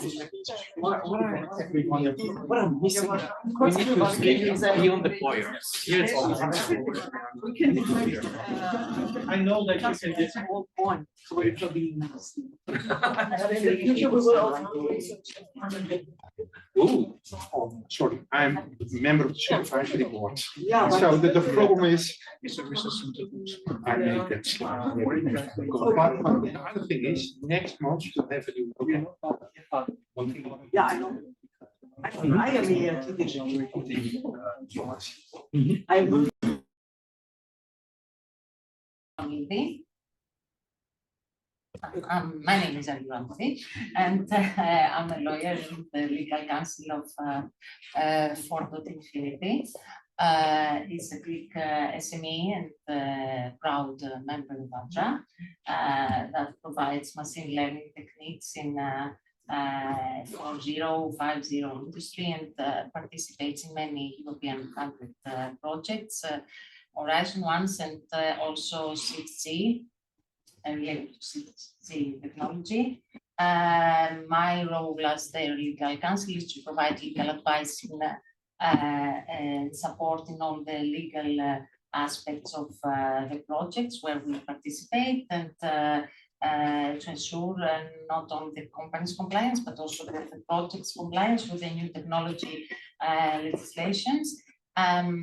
As chairing the legal topic group within ADRA, which actually is having its first steps. We plan, and our main scope is to provide legal advice in a high level to our members regarding the legislation in the field, and not to replace, of course, their legal representatives, but to help them understand the legal framework and also to provide some legal recommendations or remarks to other topic groups within ADRA that may be need for our advice. Today with my colleagues Mostafizur and also Martin is a guest, not a guest. We are honored to have him with us.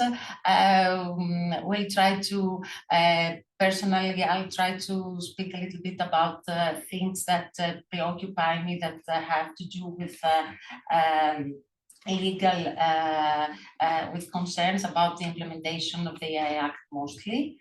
That preoccupy me as a lawyer of small and medium enterprises.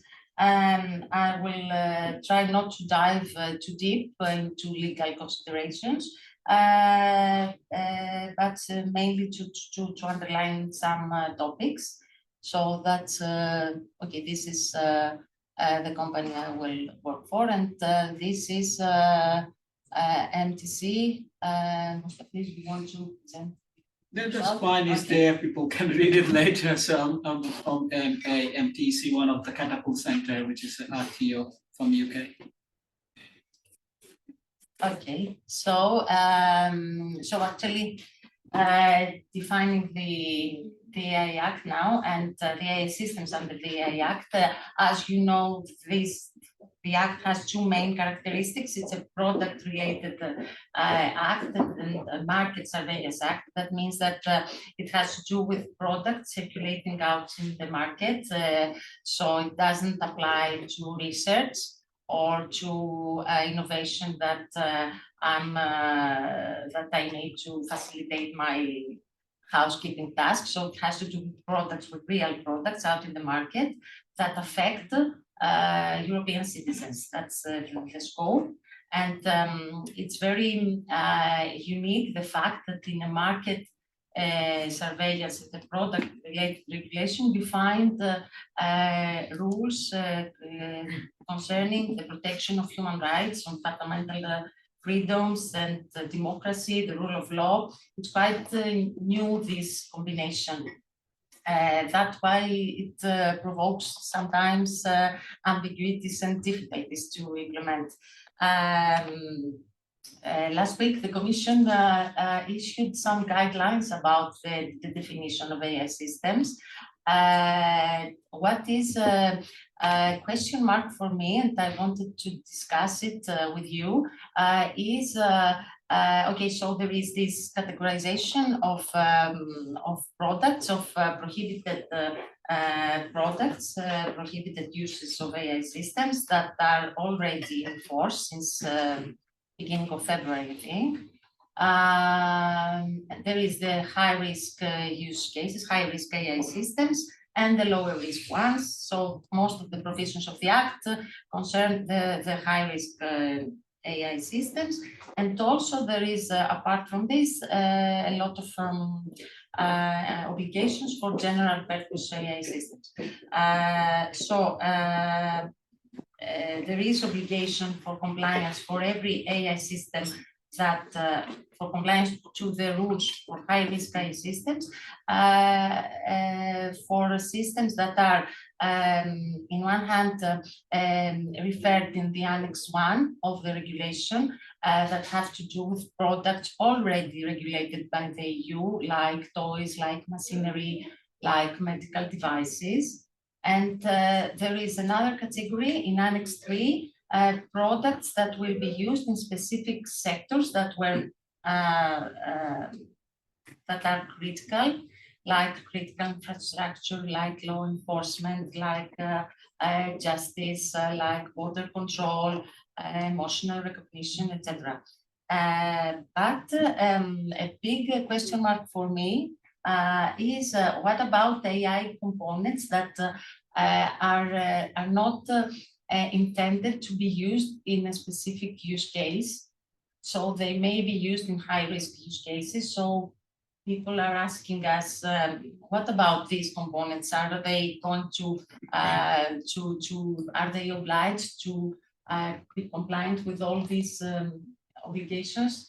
It's not an easy answer. For instance, in a project where we are members, partners, they have, well, the project's output is some algorithms, some AI tools that make algorithms lighter and more efficient. So they don't have a specific use case. So they have 3 use cases, but in the future, they may be used in use cases they don't know yet. So they asked me, am I obliged to be compliant to all these provisions? And this is something that is, okay, the first answer is yes, but it's not so obvious. And I would like to see in the future, maybe via the guidelines that the Commission will issue for the high-risk AI systems. I think there will be this year. Maybe we will find answers in this question. So for this moment, I advise them, okay, to firstly be aware of the provisions, show that you have taken them into consideration, perform a conformity assessment, make sure that you don't offend, that there's no human rights infringements, and you are okay for the moment. We'll see. So this is one big issue. So for the general purpose AI models about the AI Act, okay, in May we'll have the code of practice published by the AI office, and then in August will be obligatory for the new general purpose AI models to comply with the provisions of the Act. And after 2 years, so imagine there is a big gap for the general purpose AI models that are out in the market now to comply with the provisions in August of 2027. So there are some general obligations for general purpose AI models, and then there are some stricter ones for these that pose systemic risk and responsible to to say who, at the end of the day, who will, which general purpose AI model poses systemic risk or not, it will be the AI office, I think. And there also we have this problem to see about the general purpose AI models that are components or that are used by AI system providers, and who will be at the end of the day liable for harms that may be caused. So I think that the AI system provider will be at the end of the day provider, wherever it may, even if the general purpose AI model had this deficiency. One other point that I would like to mention is a legal one, but lately there's a big debate if the LLMs are compliant must be compliant with the GDPR. There was a big debate the last autumn, I think, issued firstly by the Hamburg Data Protection Officer, I believe, that said, issued an opinion saying that the LLMs don't fall under the scope of the GDPR. And this was a big,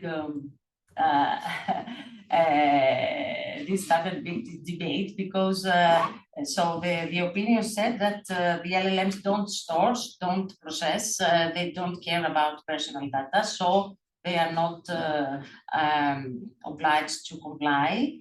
And even if they were obliged, it's very difficult and technically to actually to comply with this. Maybe it's impossible.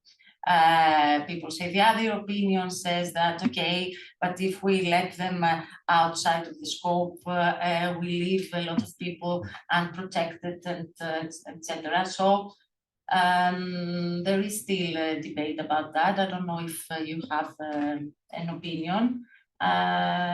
We can talk about it later. I think there will be also court cases that will show the road. One small humble opinion from me, it would be to if we don't believe that they don't collect, they don't store, they don't collect personal data, so it's not a question of compliance with the GDPR or not, so it's mostly a question of trustworthy LLM. So this is a big also thing. So about now the yes, the implementation of the Act concerning the high-risk AI systems. Okay, this is the timeline. We have these harmonized standards in May 2025, so we have a roadmap somehow to see the specific way to comply with. And yes, in February of 2026, the guidelines by the Commission, and after the general applicability. So the harmonized standards, the Commission asked for the harmonized standard by the standardization bodies that are supposed to be horizontal for all the AI systems and accompanied by its vertical ones in some sectors. So the role of the member states is very crucial. And this is another point that we have to underline in August, and it's like 3-4 months. Every member state should have designated the competent authorities, and their role is very, very important. So they are competent for all the high-risk AI systems to control that there is the pre-market conformity assessment, to designate the notified bodies that will help with the conformity assessment if it's the case of a third-party conformity assessment. And after to have the monitoring of the compliance. Actually, the Act leaves a big liberty to the member states to decide which authority will be competent. Some member states have thought about the Data Protection Authority. Some other member states are thinking of designating a distinct authority. For the post-market monitoring, some member states are thinking of putting authorities that are already have the surveillance of specific sectors like medical devices or telecommunications. So I think there will be a lot of authorities competent, and it depends on the member states also. So I hope the European AI board it will play the role of coordinator between these different national authorities, and the AI office also will be responsible for the general purpose AI, because it was it's a crucial domain, and they have a multinational, overnational. There's an overnational need to regulate them. So the basic procedures are three. It's the pre-market conformity, as I said, either internal, either by a conformity assessment body, and then the post-market surveillance via the incident reporting to the competent authority, the control that the competent authority may have in case of complaints or ex officio also, and then the possibility of penalties and fines. These are responsibilities of the competent authority, of the national competent authority, and of the AI office regarding the general purpose AI systems. So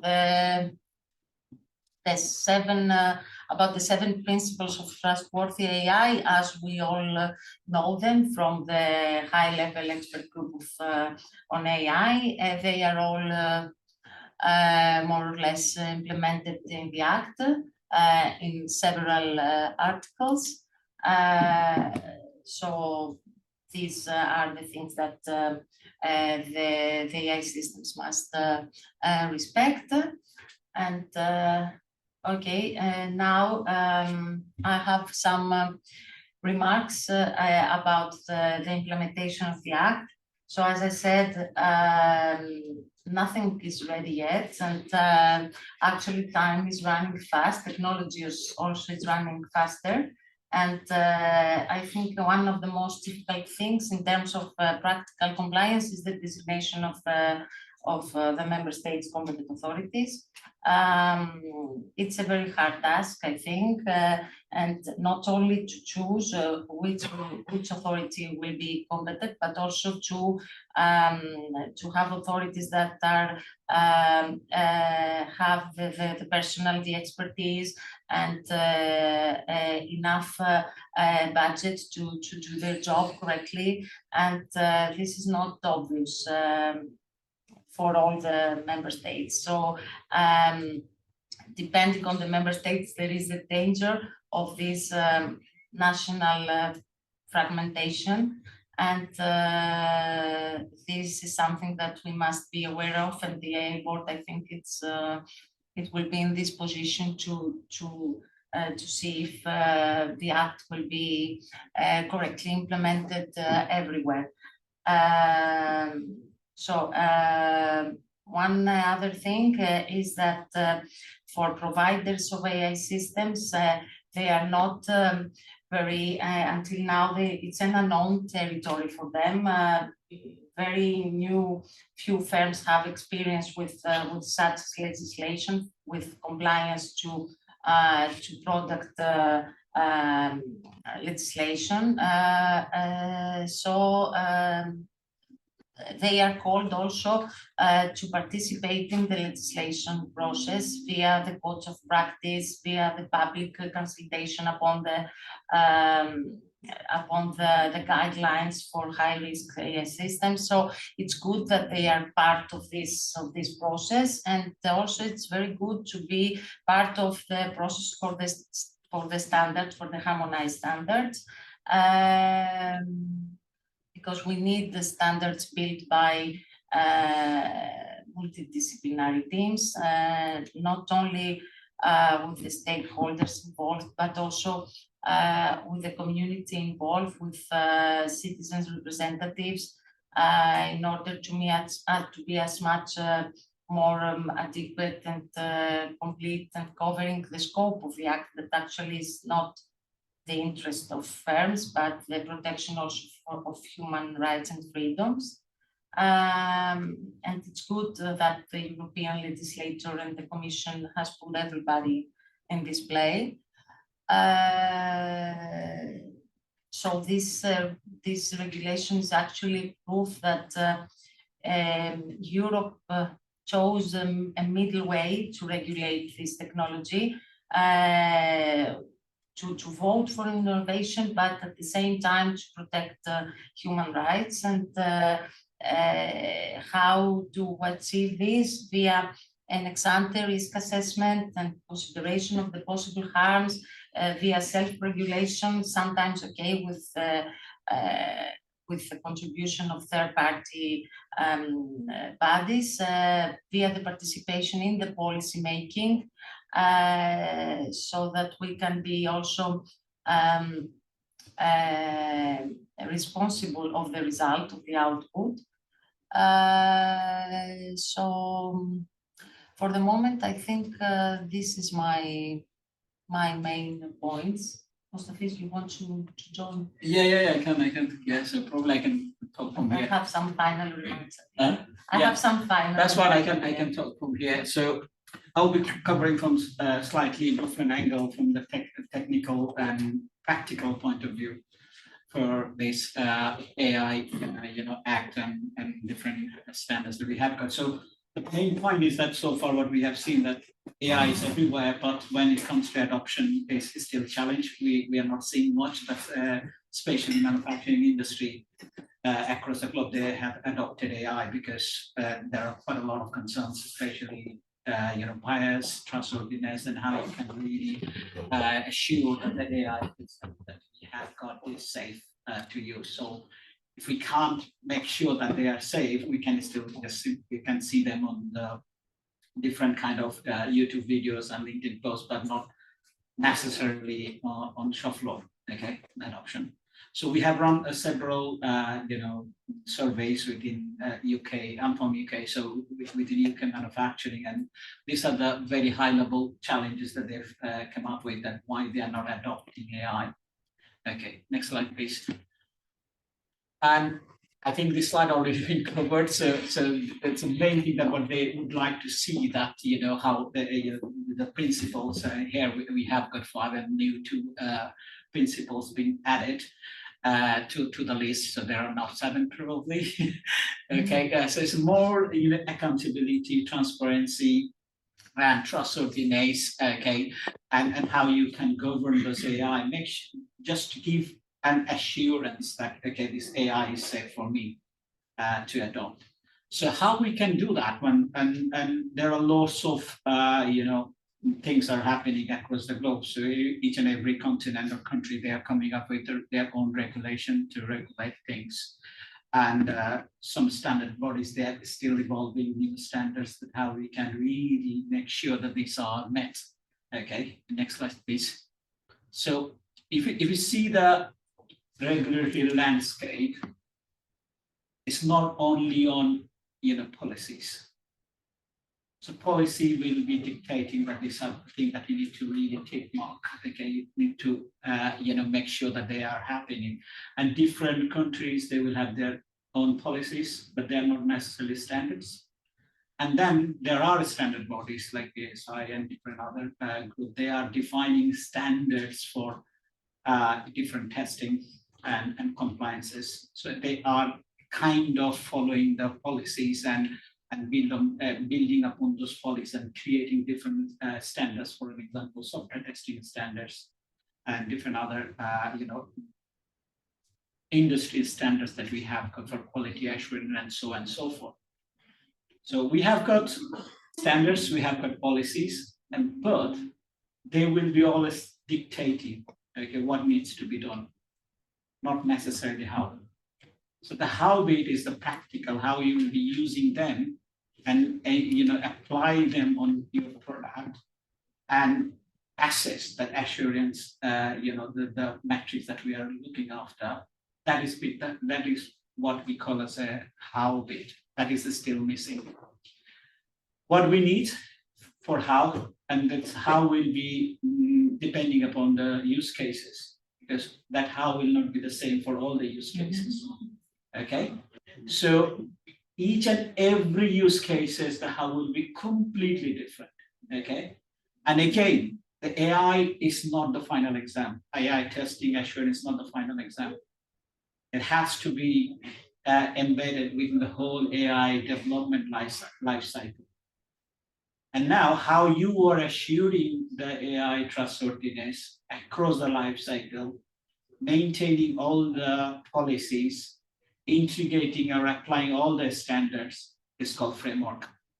Means that you need to define your own framework where you will be mapping all the policies and standards for your specific use cases so that you can follow them, have proper documentation and all the assurance that you are comfortable with so that we can show it to the end user this has been happened.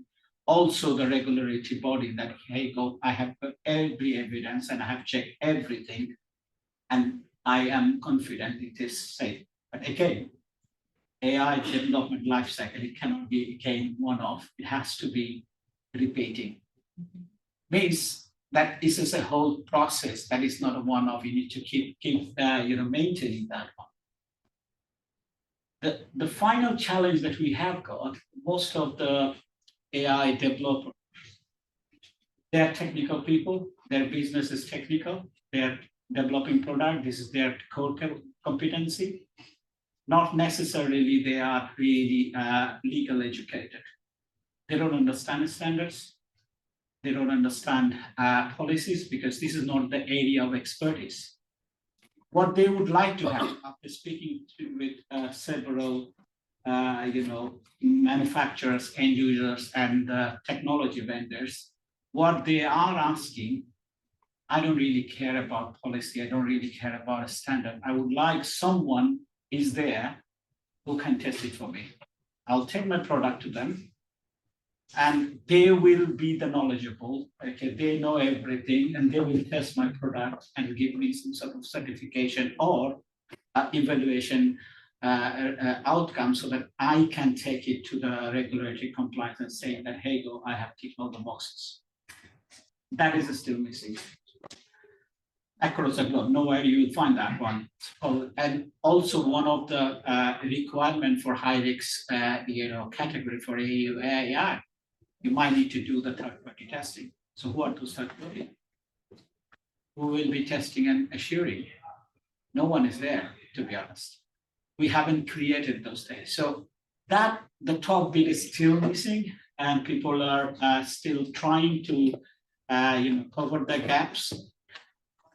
Another thing that is really important within this framework, this standard policy and the testing all needs to work together. The way the innovation is moving, the technology is moving so fast, okay? And to make sure all of our policies and standards are practical, they need to work together. The policy themselves needs to be tested, standards themselves needs to be tested whether they are really practical. Otherwise, we will not be able to use them. So it means that this whole framework, I mean, that pyramid that I'm talking about, the bodies and different people are in different places within this picture, they need to really work together so that we can have some practicality. So yeah, that's what probably the main point that really I wanted to make out of this. And we in UK, we have started this service recently. We have defined our framework and mapping all these standards and policies so that we can provide the service to the end users, like not only end users, but also the AI service provider, so that they can come to us and we can create that manufacturing, and it is mainly for manufacturing, can create that manufacturing environment for them and can also test and evaluate their AI solution and give them some sort of report or outcome so that they can have a little bit of assurance, also the documentation, and they can also tick the boxes. Another point here is that AI product is really digital, right? And if we only consider about EU Act or a UK Act, it's not going to really help us. We have to consider everywhere, because our product will be exported to different countries. So we really need to create that ecosystem so that we can understand all the different regulations and standards and requirements. Next slide. So this is what we have been working at MTC in the UK. So what we are saying that you need a sandbox.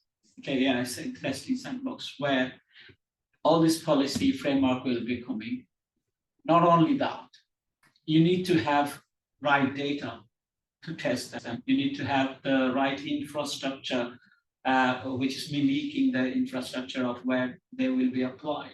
And then you need to have legal colleagues, you need to have AI colleagues. Also, you need to have a domain experts, okay, who will be working together, testing and validating the solution. The thing is in this picture that you can see that the things are dotted.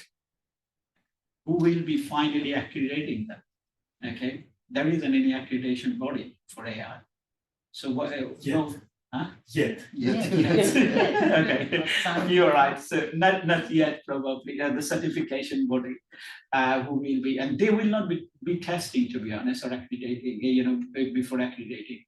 They will take support from those kind of centers who will be helping them producing the report, just the way we do our yearly car testing. I'm not sure what you call it. We call it UK MOT. Every year you need to take your car to some center and have it tested according to their policies and regulation, and you get a report when then it will say that whether it's fit for road drive or not. My point is that there are hundreds and thousands of them across the country and across the globe, right? So those kind of centers needs to be everywhere within the globe so that they can help those certification accreditation body testing the AI and checking with all the regulation and policies that we have. So that culture, that ecosystem, we really need to build together. Okay, so that probably is kind of thing that I would like to highlight to the Commission, that is an ecosystem. It needs to be clustered. It cannot be centralized. It has to be everywhere so that we can work together to support this AI adoption. We have got really good regulation, but the practicality is missing. I think this is partially mainly in line with the technology and the experiment facilities provided by European Commission, the TEF, which are in the different sectors, including manufacturing and health and smart cities. We have, I think, 7 or 8 projects in the different sectors which are doing exactly this, providing testing and experimentation facilities for the SME in order to be able to test their solution, brought from the technical perspective and from the regulatory perspective. They are funded under the Digital Europe, I think, and it is totally in line with this vision. So absolutely. I think that the European Commission is thinking of this. For instance, in the manufacturing domain, there is the AI Matters project, maybe you know it. I know. And they have different nodes in the different countries. For instance, in Italy, we have made, coordinated by the Polytechnic of Milano, and they have almost 100 experiments running under this solution. So I think it is really the future for. Absolutely, but what is missing is still though. Like I had a chat with EU Matters, AI Matters last meeting when I came to Netherlands. The missing bit is that we have got facilities. We're saying that we have got facility, come and have it tested, or you do the testing here. But what is really needed is that harmonized standards and policies. So that they will take their AI and give it to us, for an example, and we have got a agreed or accredited methodology to follow and test. Okay, and when we already started this service, and we started realizing it's not that easy the way we're thinking. This is not only the facility. You need to have the right data, you need to have the right framework, you need to have the right team. So that kind of education or agreed methodology is really important to enable those centers. I totally agree with you. For instance, in a project where I am involved, I am Marina Kugura, sorry, I forgot to. Yes. I am involved as a legal and ethical expert in several projects, and in one of these, the Argyro 5.0 project, I am in charge of the technological and regulatory sandboxes for AI, and it is about manufacturing, and we provide a methodology, the so-called Teresa methodology, to have an overall framework to support the innovators in conducting this exercise. For instance, in the AI Matters, they are considering this framework to be common to the different nodes. It is still under discussion, so we are not sure it will be accepted by all, because it is partially different. And one of the main difficulties we discovered was the identification of the regulators and the competent authority to involve in this process. Because in order to have a very flexible solution, you need to involve the competent authority and regulators in the process. But the regulators is not willing so easily to join this. So, for instance, we managed to find out the Digital Innovation Hub to work as competent authorities in our sandboxes, and we provided this framework. Another potential solution which was explored but not accepted by all was involving the standardization bodies within the sandboxes, the regulatory sandboxes, in order to test the solution under their guidance. This could be helpful, a win-win approach, because they could see how the innovation, the asset could be developed, and which are the challenges, which are the opportunities, how to improve the regulations since they are inside the thing. So I agree with you that there should be an overall framework guiding all this exercise. Absolutely. So next slide, please. I'm sure whether you have no. So one slide probably is there missing, but you might get it from when they will share. So we have defined a framework, okay, and we released that one last year, April time. So you can download that one. Okay, we have got the detailed checklist how you can test AI. One of the questions that you can ask yourself and how to test them. So that detailed framework we have defined, it might be interesting. Let's say this was very early days. It is 1 year back, so that was not probably we matured enough. But yeah, feel free to give us feedback. Okay, you can just go to MTC website or type MTC white paper. You'll find that one. You can download this open source. All right.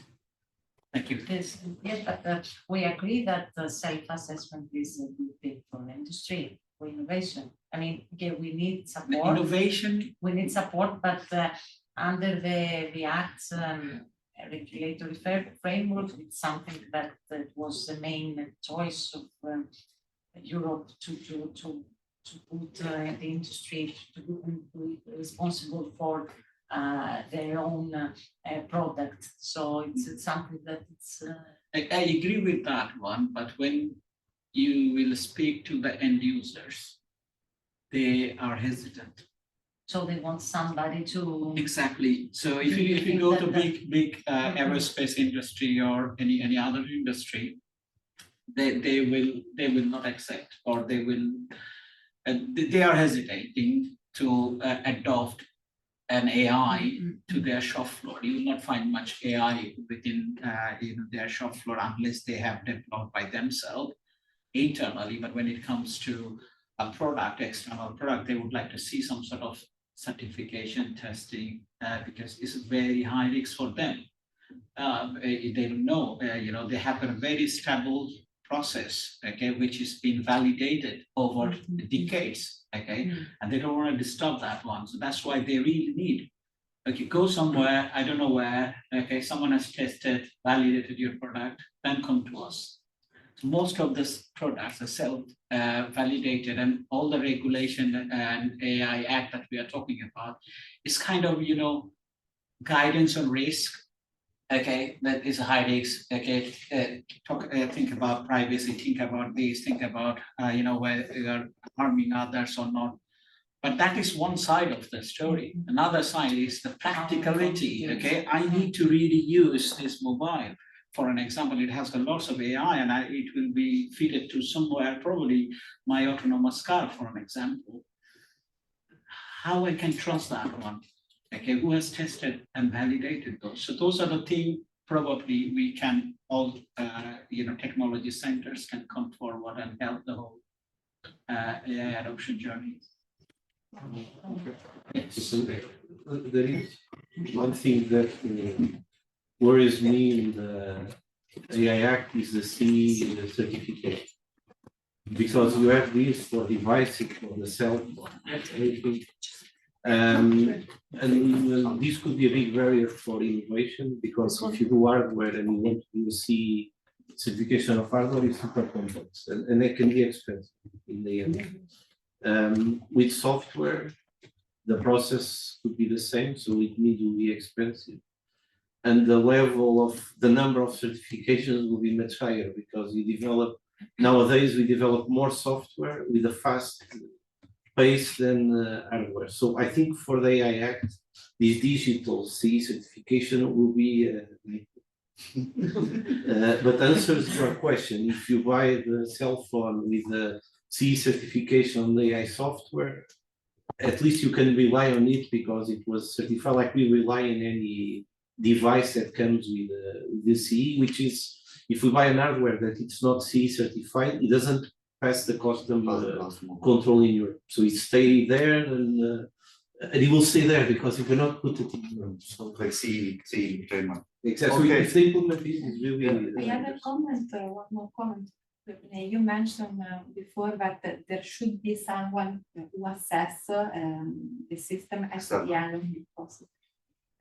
I would suggest to do this, but combining this with an approach starting since the very beginning. I mean, that you need to embed ethical consideration since the very beginning, legal and ethical consideration since the very beginning of the development of something through legal and ethical requirements, following the ethics by design approach. So you have already prepared something in line with what you think the legislation is asking, if you are, and then at the end of the process, after having developed all this, trying to have an assessment, because if you don't I think I will address that one.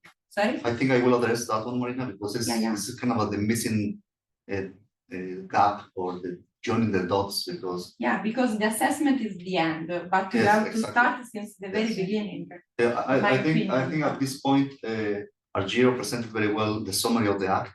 I mean, this is something that exists, and we will not go away from that. And she ran the question: what about the components that will be provided in this AI capability? And then Mostafizur presented the end of the story. If there is a certification, if there is an external entity that can validate, test, and even certify.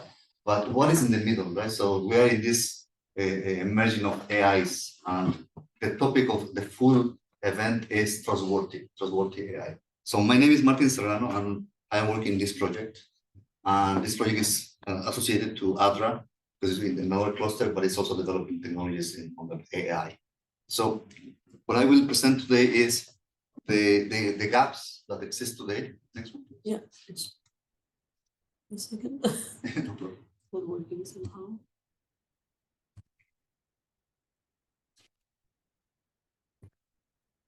Okay.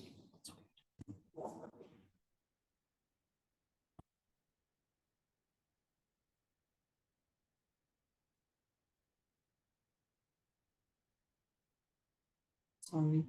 No. Just choose to move. Can you just continue and then I will Sure. just share. So in this process of defining components, there is a very well community developing software, developing technologies, and then they should follow some principles, right? Some design principles. But they attach basically the requirements that has been issued by the AI Act.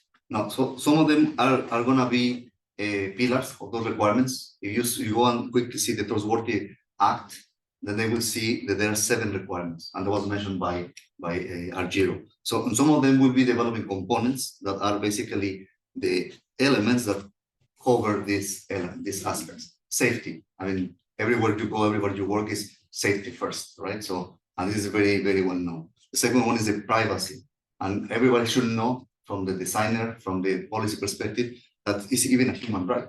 So, please click on one.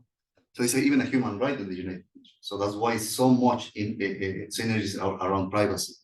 And then the protection that these systems or this trustworthy AI can give us is considered. Now, when we talk about protection and security, we're talking about humans and technologies, right? So this is the symbiosis that exists today. Sometimes even some people confuse where is the divide or where is the dimension. This one. And then every trustworthy system, or in order to enable trustworthy in the AI, should be resilient, right? So should be prone to have failures, and there is no perfect AI that was mentioned before. So there will be always a margin of failures that should be considered in this design process. And last but not least is reliability. So something that can be measured on this trustworthy AI. Now, are these 6 elements as part of the requirements derivated from the Act enough? At least it's a step ahead to say everyone that is building the AI system will have that. But one of the conditions in humans is when we are a child, never trust in anyone, right?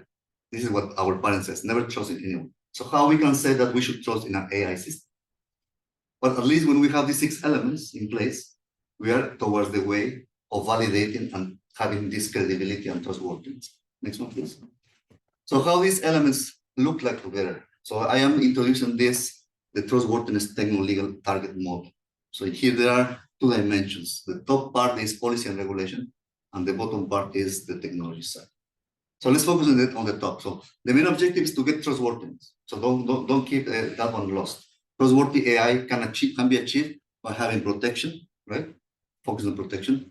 And then as a consequence, we will have some level of privacy, that the main objective is to have safety first. Remember, safety first, humans, privacy, preserving my privacy, and then have some protection that prevents damage against humans. But in the technology side, we're implementing this protection with some reliability systems that can be measured. So we have some resilience because there will be always violations, always risk, and there will be some sort of a security element. And I will probably focus today in this one because we don't have time to go in each of them, but there is a lot of work done here. And this is when most of the time we have invested technologies to develop and enable trustworthy AI. So let me just go into the definition. Trustworthy is something that is defined at different levels of risk.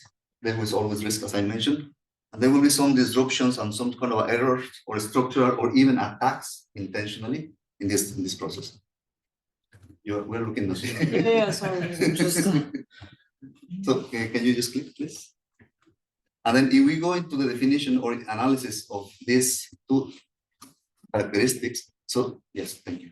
reliability is a feature that should come with the trustworthy AI to support for a specific period of time the operation, right? And then keeps renovating, keeps maintaining to avoid continuous disruptions and improve the performance, but also to function as a disruptive element that will not interrupt the system. So that's why reliability, and then at the same time resilience should go with these failures, to prevent failures or disruptions of the system, at least at the minimal time, because there will be always gaps in this technology, right?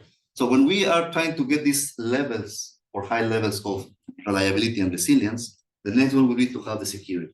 And as I said, today I will just focus on security, which is the most advanced. And FAME has worked towards implementing trustworthy AI with the security elements, considering all this techno-legal target model. Next one, please. Now, what is interesting is in here. So what is security in trustworthy AI? So basically is the design process of some features that are considered as part of security that can allow access, control, authentication, encryption, and at the same time, the digital secure, or also secure, a digital secure system. And from the standards that was mentioned by before, is we have the pyramid of security. Now, keep in mind that we have to come from a not trusted environment where we don't have technologies that support this one, and then we grow up to have human trust, right? Such a system should be evaluated or assessed by humans. So that's why we have, in terms of protection, we have some sort of a hardware infrastructure or integrity. That's why we secure these elements. And now we're going to the details with example. Then we have the security elements, which is basically to protect data, assets, or even humans. And then we have the privacy to preserve this confidentiality of the system. Now, if we marry these two elements, what we just get is basically the implementation work. So now the gap is we have policies, we have regulations, we have testing evaluation that we have to implement this process. And you just swap.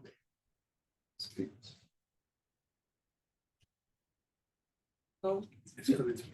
Yeah, but they don't see online. Right, they don't see online. So if they see it as this one is okay. Okay. They don't see it. They don't see online. Maybe you can remove the picture of the room. You just click on it on the little bar on the top left. You can minimize that. You can minimize this. Yeah. So can you see it like this? Yeah, but I don't see the chat. But give me a second. Yeah, apparently see. Yeah. Sorry about that. Yeah. So then basically what we have to preserve, and this will be the first question, if we are talking about trustworthy AI systems, essentially is personal data, special categories of the data, and non-personal data. Because at the end, this will violate or this will eliminate any privacy or any concerns in terms of violations. The next element is next slide please, is what to secure. So basically we have to secure the data that is accessible to everyone, right? Because in today's world, we have this AI to using and providing data from everyone, even generating. So we are not go into what is generative, what is producing AI, but at the end, it's just general AI for everyone. Now, the last element is what we have to, next one please, is what we have to protect. And it's this critical infrastructure that we have to support the AI. Now, if these three elements, what to protect, what to secure, and what to, next one please. Then we come with the conclusion that we have to preserve, secure, and protect from whom, right? So there are two elements in here, the cyber world, which is well known that we are prone to have this malware, phishing, man-in-the-middle attacks, denial of services, and AI can generate this one as well. So this is the risk when we don't have trustworthy embedded. Now, on the physical side, we have intrusions, we have impersonations, and then we have thieves and attacks. So these are the elements that we have to protect when we design the trustworthy by design. Next one. So then in this process of defining and bridging the gaps,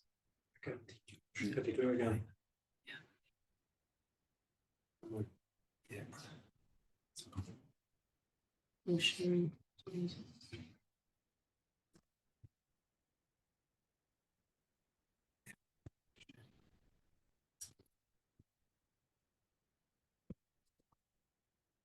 Okay.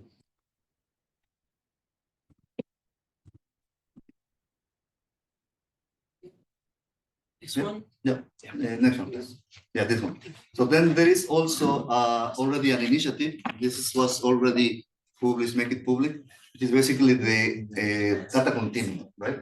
So data continuum ensures that trustworthy systems will comply with the creation of data, right? So basically, it's a publication that you can go in details, but I will just summarize very quickly. So in AI, we have data sets that exist, and they might be isolated, we call it silos. But in the moment that they start to be connected or linked, then we have these data sets that can be producing more functions, events, and detection. And this is what we use as a principle of knowledge. Then when we have all these the data series or data sets interconnected, this is what AI is using now, then it starts to generate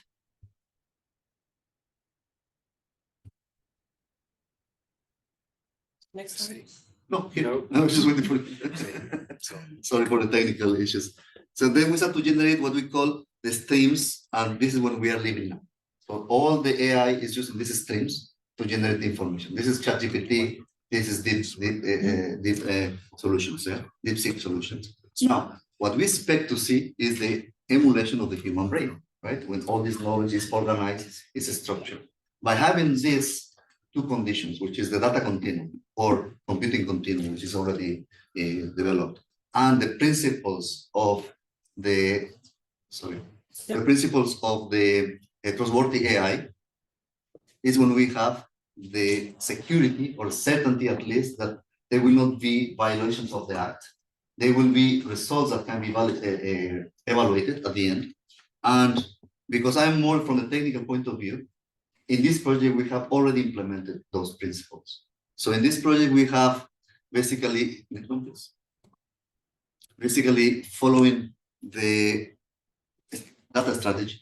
Right? We have followed the data assets, the data continuum. We have the transparency that is required, is one of the requirements of the trustworthy AI. We have the trustworthiness and the efficiency. And then also we have some specific domains, and we articulate everything for one domain. Next one, please. So this project focuses on providing an ecosystem of data spaces. But then what we have implemented, which is the next one, please, is basically this data strategy. So we have our data strategy as a requirement one. So if every project that is in AI that want to ensure trustworthiness have a data strategy, then the data continuum will be the way to ensure it. The next one will be basically the building blocks, design based on the data spaces, building blocks, interoperability, trust, value, and governance. And the last but not least is the security part, which in this case, we have the pyramid of security, right? So this federated infrastructure that is part of FAME has followed these design principles. Now, is this answering the question of, is this trusted system? Is this answering the question of, it can be evaluated? The answer partially is yes, because it has all the elements that were described in the Data Act as requirements. And it's also partially evaluated because there will be some sort of surveys or some sort of assessments that can follow these steps, because it's kind of explainable AI, but in full implementation. Explainable AI is just to explain how it works, but it is implementation and testing, right? So next one, please. Now, this is what we said in FAME. So let's try to define what is the stack for AI. And then, because we apply this one in financial sector, in fintechs, then we have very clear what are the domains that exist. Data level, platform level, software and applications, and then consumers and services. Next one. And this looks like in this form. So we have multiple providers, multiple data sets, and then we have on top these tools, federated tools that enable trustworthy AI. And then we have applications on top that consume that. To the point that we have provided this one as a reference implementation. So federated authentication and authorization infrastructure, the intelligent, and deployment. So this is open source, is deployed, and can be tested with any other technologies. available for a validation or testing. And obviously, the next step is to provide this one in one of these test beds in Europe to facilitate the effects that Marina mentioned, right? So deployed in technologies and establish the laboratory testing. Next one. Now, as a conclusions and summary of this part, so the trustworthiness AI techno-legal target model will help to organize the technology and the law, because we will be able to analyze what are the elements in the privacy and what are the elements in the resilience of the systems. And most important today, I emphasize the security and the safety of the elements. The second element is that the security pyramid extends trustworthy AI in the systems to guarantee or to ensure that at least all these elements are in place to be able to be evaluated or assessed. And the data continuum for AI-enabled solutions will ensure and guarantee that the data is traceable. So all this data is traceable. Now, what we are trying to now build today is basically the convergence of this security mechanism and trustworthy for AI. And for that one, we have this hourglass approach. So we have the security on the bottom that if we follow this stack or this approach, we will ensure trust in the human, right? But in the other side, we have the frameworks and the recommendations and the law that generate trust as well, because anyone that comes from the regulatory aspects, they will say, okay, as far as you have this process, it's a trusted system, right? Trusted AI. As far as you have all this security enabled, then you have also trusted system. And something like this is also happening in the other areas, which is reliability and resilience. But as I said, for today, we will just focus on security because it's the major element today that is conflicting with providing security systems. So I think that's the presentation of today, and is joining the dots between regulation and technology, because unfortunately in the past, we only focus on providing security systems. We never thought in what are the implications in law and regulations. Or from the other side, there always policymakers doing these regulations and laws, but they don't practice, they don't consult the practicing of this. But I think we're in a good synergy, good momentum that we should be able to incentivize that this comes together as a package. And I think AI is this solution that complements all the elements rather than just have technology and later catch up with the policies, or the other way around, because sometimes the policy go faster than the technology, but this is not the case. So usually in AI it's a way. So thank you very much. Thank you. So any comments until now? Any remarks and comments? No, I think we should have a discussion. I mean, it should be open floor, and it would be really good to hear from you what you think, what are the blockers, and what we should focus on, and what are the gaps. Yeah, and I can probably start with one topic, like, more or less my observation is that whenever we talk about trustworthy AI, we kind of incline on the ethical side. We focus mainly on ethical, which is really important. But is this the only thing, or is probably the main thing, or the practicality is the reality? You know what I mean? You need to have a robust and a system that works. A system should be usable, so that system can be trusted along with the ethical side. So far, my personal observation is that whenever we talk about EU AI Act or any policy or a trustworthy AI, started with only probably mainly focusing on the social aspect and ethical side. Okay, then we probably hang up on there, and we can't move on the practicality. If we pass that stage, have we got enough facility to ensure, validate a system that I can use it, I can trust it, okay, trust to use it. That's the probably thing that I would like to hear from you, whether you have got any thoughts on that. Just another, okay. Yes, I've got a bit of a provocative question. Like, is there anything in our current approach to the way that we're doing that would fundamentally stop that trustworthy system emerging? Like, are there any approaches in the way that we are kind of trying to implement the AI Act that are perhaps, you know, we're on the road that's full of good intentions, but perhaps it's having a negative impact on delivering that trustworthy system? Does that make sense as the question? No, absolutely. I have got a view on that. You know, we have facilitated lots of projects. I think it's the time to bring all the dots together. Okay, like, you know, some of us developed really good methodology to test a particular thing. Someone has developed something, or probably framework. So all different projects funded by the EU. I think we need to bring all those together and, you know, join the dots.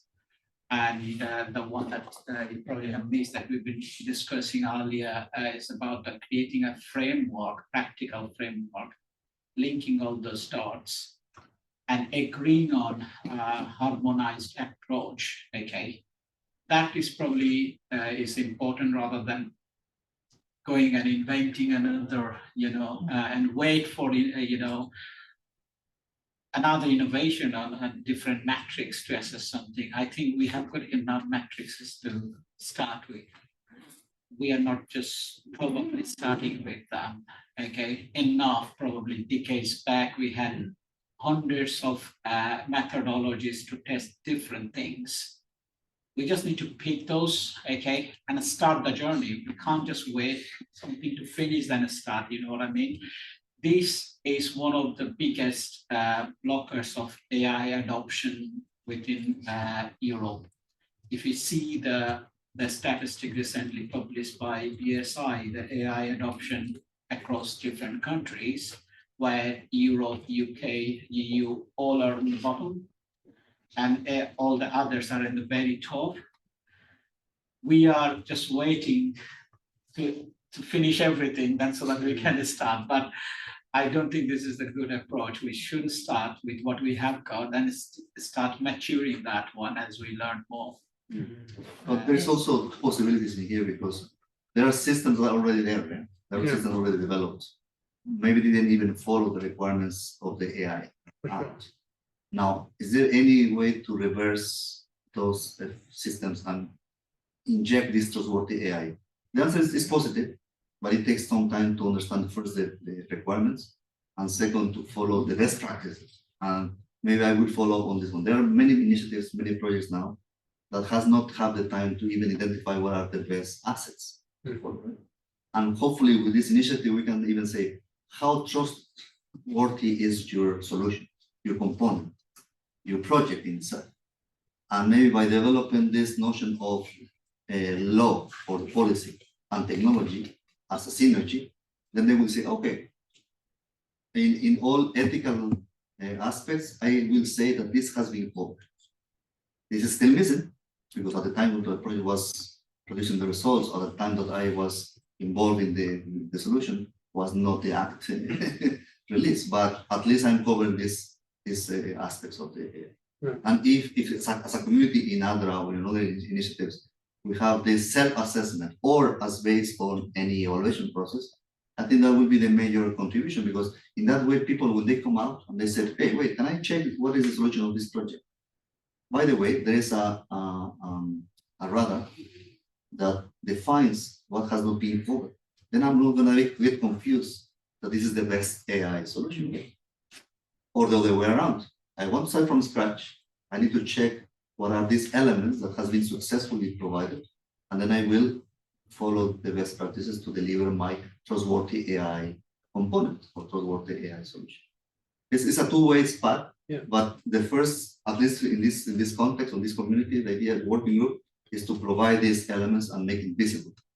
Then when people understand, oh, there is an instrument, there is an asset here that I can use for my design or for my adaptation or my reverse engineering. So this, because it's not a starting from scratch. It's an holistic view, considering regulation and considering technology. And that's why the target model is our main contribution. And we will elaborate on that. I'm committed to elaborate on that target model. and put it towards the other and towards it. I think we've done a good start, but we need to hurry up in the implementation phase to designate the authorities, to have the harmonized standards, all these things, to have the regulatory sandboxes, because all these things are useful for the small medium enterprises, for everyone that cannot afford pay and I don't know, legal representatives and all this stuff. But, I think we've done a good start. And one other point that we haven't mentioned until now, it's the liability afterwards. Exactly. The act doesn't, so it's silent. We have this product liability directive that was enforced and is revised in order to have also the software. But as you may know, last week the AI liability directive was withdrawn by the Commission due to we didn't agree. That was really, and I don't know if we did well, because by this directive we could have a more harmonized framework in Europe for liability, for non-contractual liability for harms caused by AI systems. And now we have to deal with 27 different member state jurisdictions with their traditional compensation rules that are not harmonized. So this is maybe industry was glad that the directive was withdrawn, but on the other side, now it's a stakeholder has to deal for the same AI system, probably different jurisdictions, different kinds of compensations by different members if the system will be used in different member states. So if the member states have already liability, but they exist. It exists. This is not yes. If something causes harm, okay, there is this protection in every member states, and you can claim for your compensation. But the fact is that the directive harmonized the rules, had this as an intention to make the claimant's position more easy and to facilitate him in order to prove the connection with between the harm and the deficiency of the product. So all of these are withdrawn, and we'll see how. I have a question related to this topic, because of course the timing was suspicious, and the fact that it was withdrawn, I mean, 2 days after the AI action summit. But then I talked to some people, and they told me that in the Commission, and they told me that it is not possible to withdraw in such a short time a directive that never happened in the past. No, you're right. Is it correct? Because they were like, we have some process, and so this is not directly related. I mean, maybe it was hurry up for me a little bit. It is in the work program of the European Commission. It is an annex. There are 37 proposals which will be withdrawn. It is the plan to it has not already been withdrawn. But the timing was a coincidence, or it was no. The time probably is not a coincidence. Also because in the AI summit there was the Invest AI program, a lot of incentives to, in my opinion, to foster the competitiveness of European industry. And it seemed that in the AI liability directive proposal, this presumption of causality, the inversion of the burden of proof to the innovators, the developers, in some way could slow down the innovation uptake. And this is one of the reasons why probably they withdrew this proposal. it is not so, it is exactly in the same moment where they publish the Invest AI program. So it seems really that it could slow down competitiveness, and so for the moment they think that slowing down this regulatory process could help. But in my opinion, it does not help, because in any case we have the fragmented regulatory framework in place.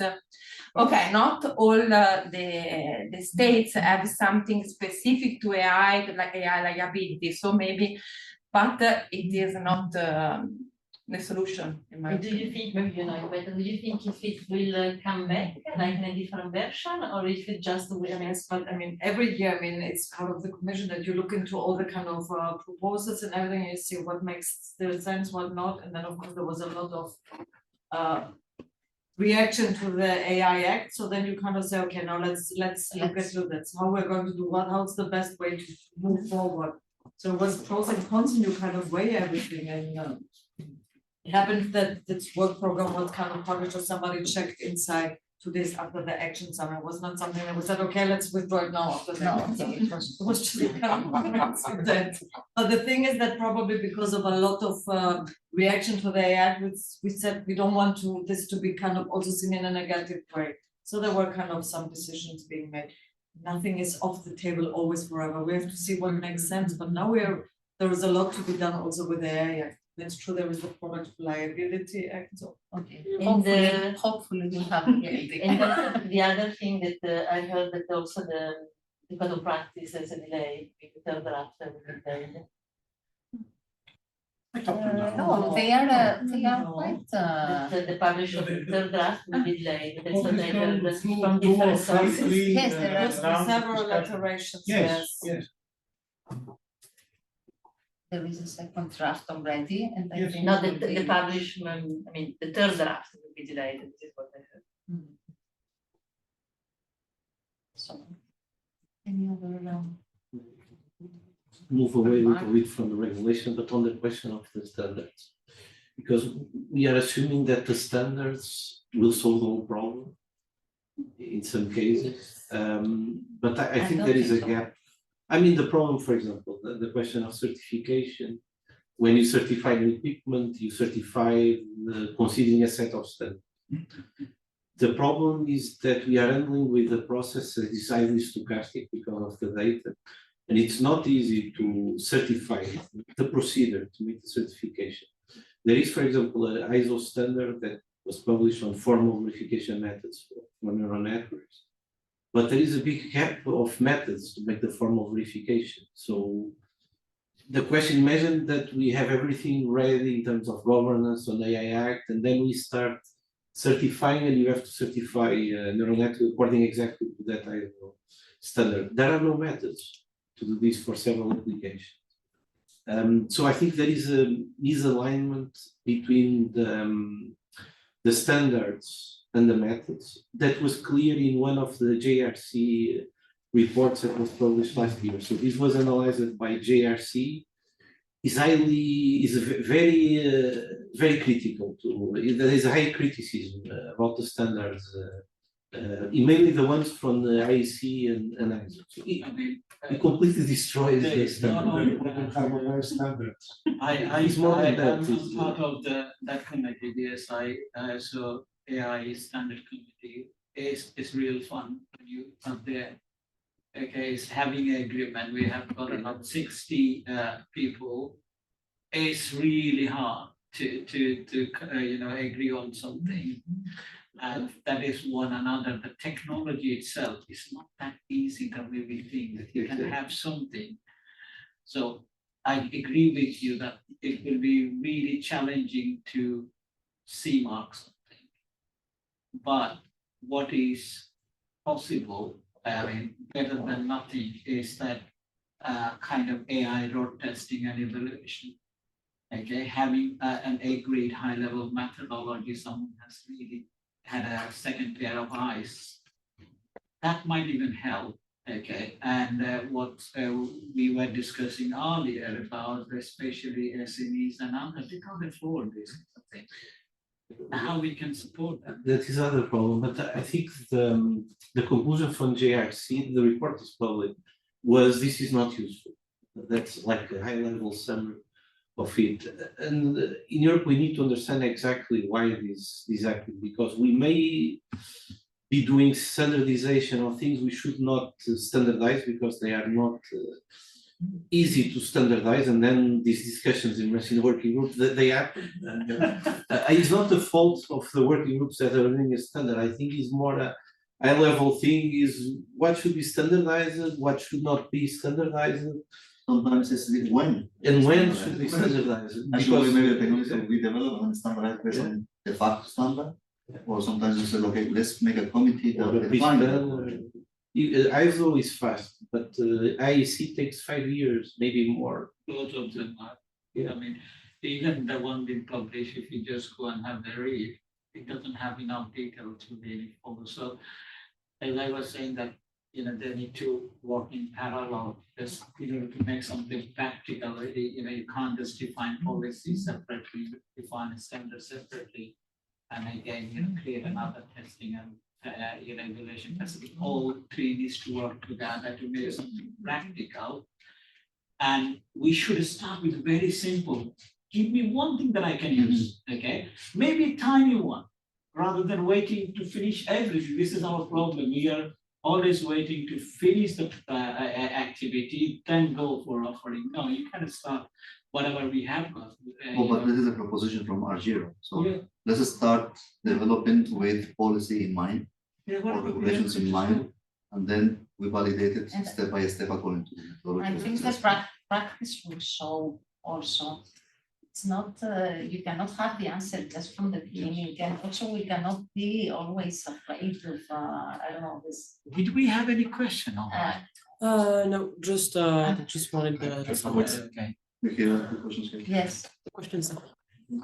Yeah, I'm quite concerned about the accreditation part, because if we just look at the history, actually I have something like a buzzword, so there's not big difference, fundamental difference between source code and AI source code. I mean, I understand the obscurity of AI, but in general, taking the UK, for example, you have a lot of companies that accreditate source code in order to sell to bank or whatever. But it's something that it costs 6 figures, so it's very expensive. So by accrediting all these type of implementations, for sure we exclude all the SMEs, and also take into consideration the time that we need.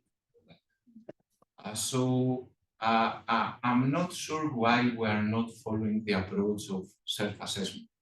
In the end, you have the reliability of the code that you wrote, and you have to explain if something is wrong or not. I mean, the same applies now. If you build a source code, you are reliable for this code. So if you build an accreditation authority or whatever, I assume that I can transfer the reliability to them because they accreditate my code. You will be always reliable. Yeah, so what's the point then to have an accreditation authority? No, it's very expensive. You are absolutely right. It's time consuming, and I'm not sure about the result. And you are right, not everything can be accredited. What my view is that accrediting the methodology of evaluation rather than accrediting a product, if that makes sense. Currently, even if it's a self-evaluation, but you need to have a methodology which has been accredited or certified or been agreed by the certification bodies, okay, who are expert in quality assessment and accreditation. So that currently we don't really have. Again, what we have got is just policy, okay. And when you go down to the high leagues, they are asking for third-party testing. They are asking for documentation. So what documentation I should provide? What should be the format? What should be the template? Because I'm a SME, I don't really know all those things. What I know, I just know about coding things. So level of guidelines, okay, some level of support for them, that, okay, they can guide them, the implementing the AI Act, not only from the risk assessment stage, but also, all the engineering aspect. You're right that, but that is part of the self-assessment part, which if we take, for example, Cisco or Microsoft that already have something like that, it's tiny, I assume, but there is something based on the perception of how they are cater the source code and the AI. And on the other hand, if the AI was a monolithic or something standard, could be okay. But now imagine the difference, the fundamental difference between swarm intelligence and neurosymbolic learning. We cannot have a generic implementation of how to accreditate these parts, because are completely different. No, you are right. It's not that easy answer. Is there another? Sorry, it will be a transition because Interrupt you 1 second because we have at 4 p.m. the closing session. And Yes, we'll see okay, I just wanted to say, as follow up because the discussion was really interesting. I think in Iddo we also have a standard group, and we're also working with the standardization bodies, providing support to the standardization body, and also providing to others members. All the insights in the discussion that are happening. I think that it would be interesting to write sort of some recommendation for that topic group and maybe to organize an exchange, because in the end, what is coming out from this group is really that there is a strong relation between these two groups, so it would be very interesting to have an exchange. Okay. I start going down and then Okay, because we you have to follow you, provide yes. the highlights. Okay, thank you everybody. Bye. Okay, so there was the question last question. Not a question, just a remark regarding the usage of this standard from the industrial point of view. Last year I started to find sort of mind map with the different processes that are current or ongoing. And I see that most of them are horizontal standards, but industrial rather look at vertical standards. Yes, we did that. I think vertical because sector to sector it's totally different. Yes. Accounts. Of course. I thought you would be there. Of course. There is a lack of Yes, vertical yes. standards. That's we This are is to wrap up after. said about ethics and technical stuff. In this case, if I took the example of the ESR, they started from principles, ethical principles given by the legal expert group, and they declined that into different trustworthy properties. So there is no conflict about that. And from these technical competencies, the trustworthy properties, they developed learning assurance. This is standard, vertical standard for aeronautics to explain how to develop AI for safety purposes. So, and this is the main focus for industries to have such kind of course, we have to complete this learning assurance with runtime assurance after deployment and so on. But this is the methodology that you talk about that we have to follow and to give proofs or documentations. Yeah, I mean, as that gentleman said, that Cisco, the big boys, they have got internal capability. I'm not really concerned about those group of people. I'm really concerned about startups, SMEs, small, enterprise. They need really support, the practical guidance, support implementing those regulations. That my point was. Microsoft, they have got a huge big team. IBM, Cisco, they have got a huge big team for self-assessment, and they have really regulars about testing and validating. I'm not really that concerned about those group of people. I'm mainly concerned about someone next door having one mentor, startups or small company. They can't afford this. They don't understand. This is what the digital innovation labs should do actually. Yeah, they will create to support exactly those. Yeah, but the thing is missing is that we need to really agree on a methodology. How do we take that one? And that should be a uniform, harmonized methodology. Everyone agree. okay?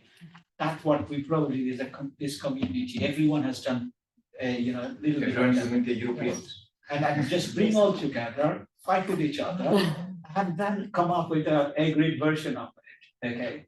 This year And then we let's have everyone news. agree. We have news this year. It's the year of the implementation. We have the code of practice, we have the harmonized standards. Let's wait I and hope see. so. Okay, I'm So happy to this is, collaborate. thank Sorry, you very I'm much. feeling a bit unwell, so I think we'll be covering when, presenting summary, Yes. okay? Thank you very And I'll much be leaving, for so, being- for joining. Thank you. nice to meet you. Thanks.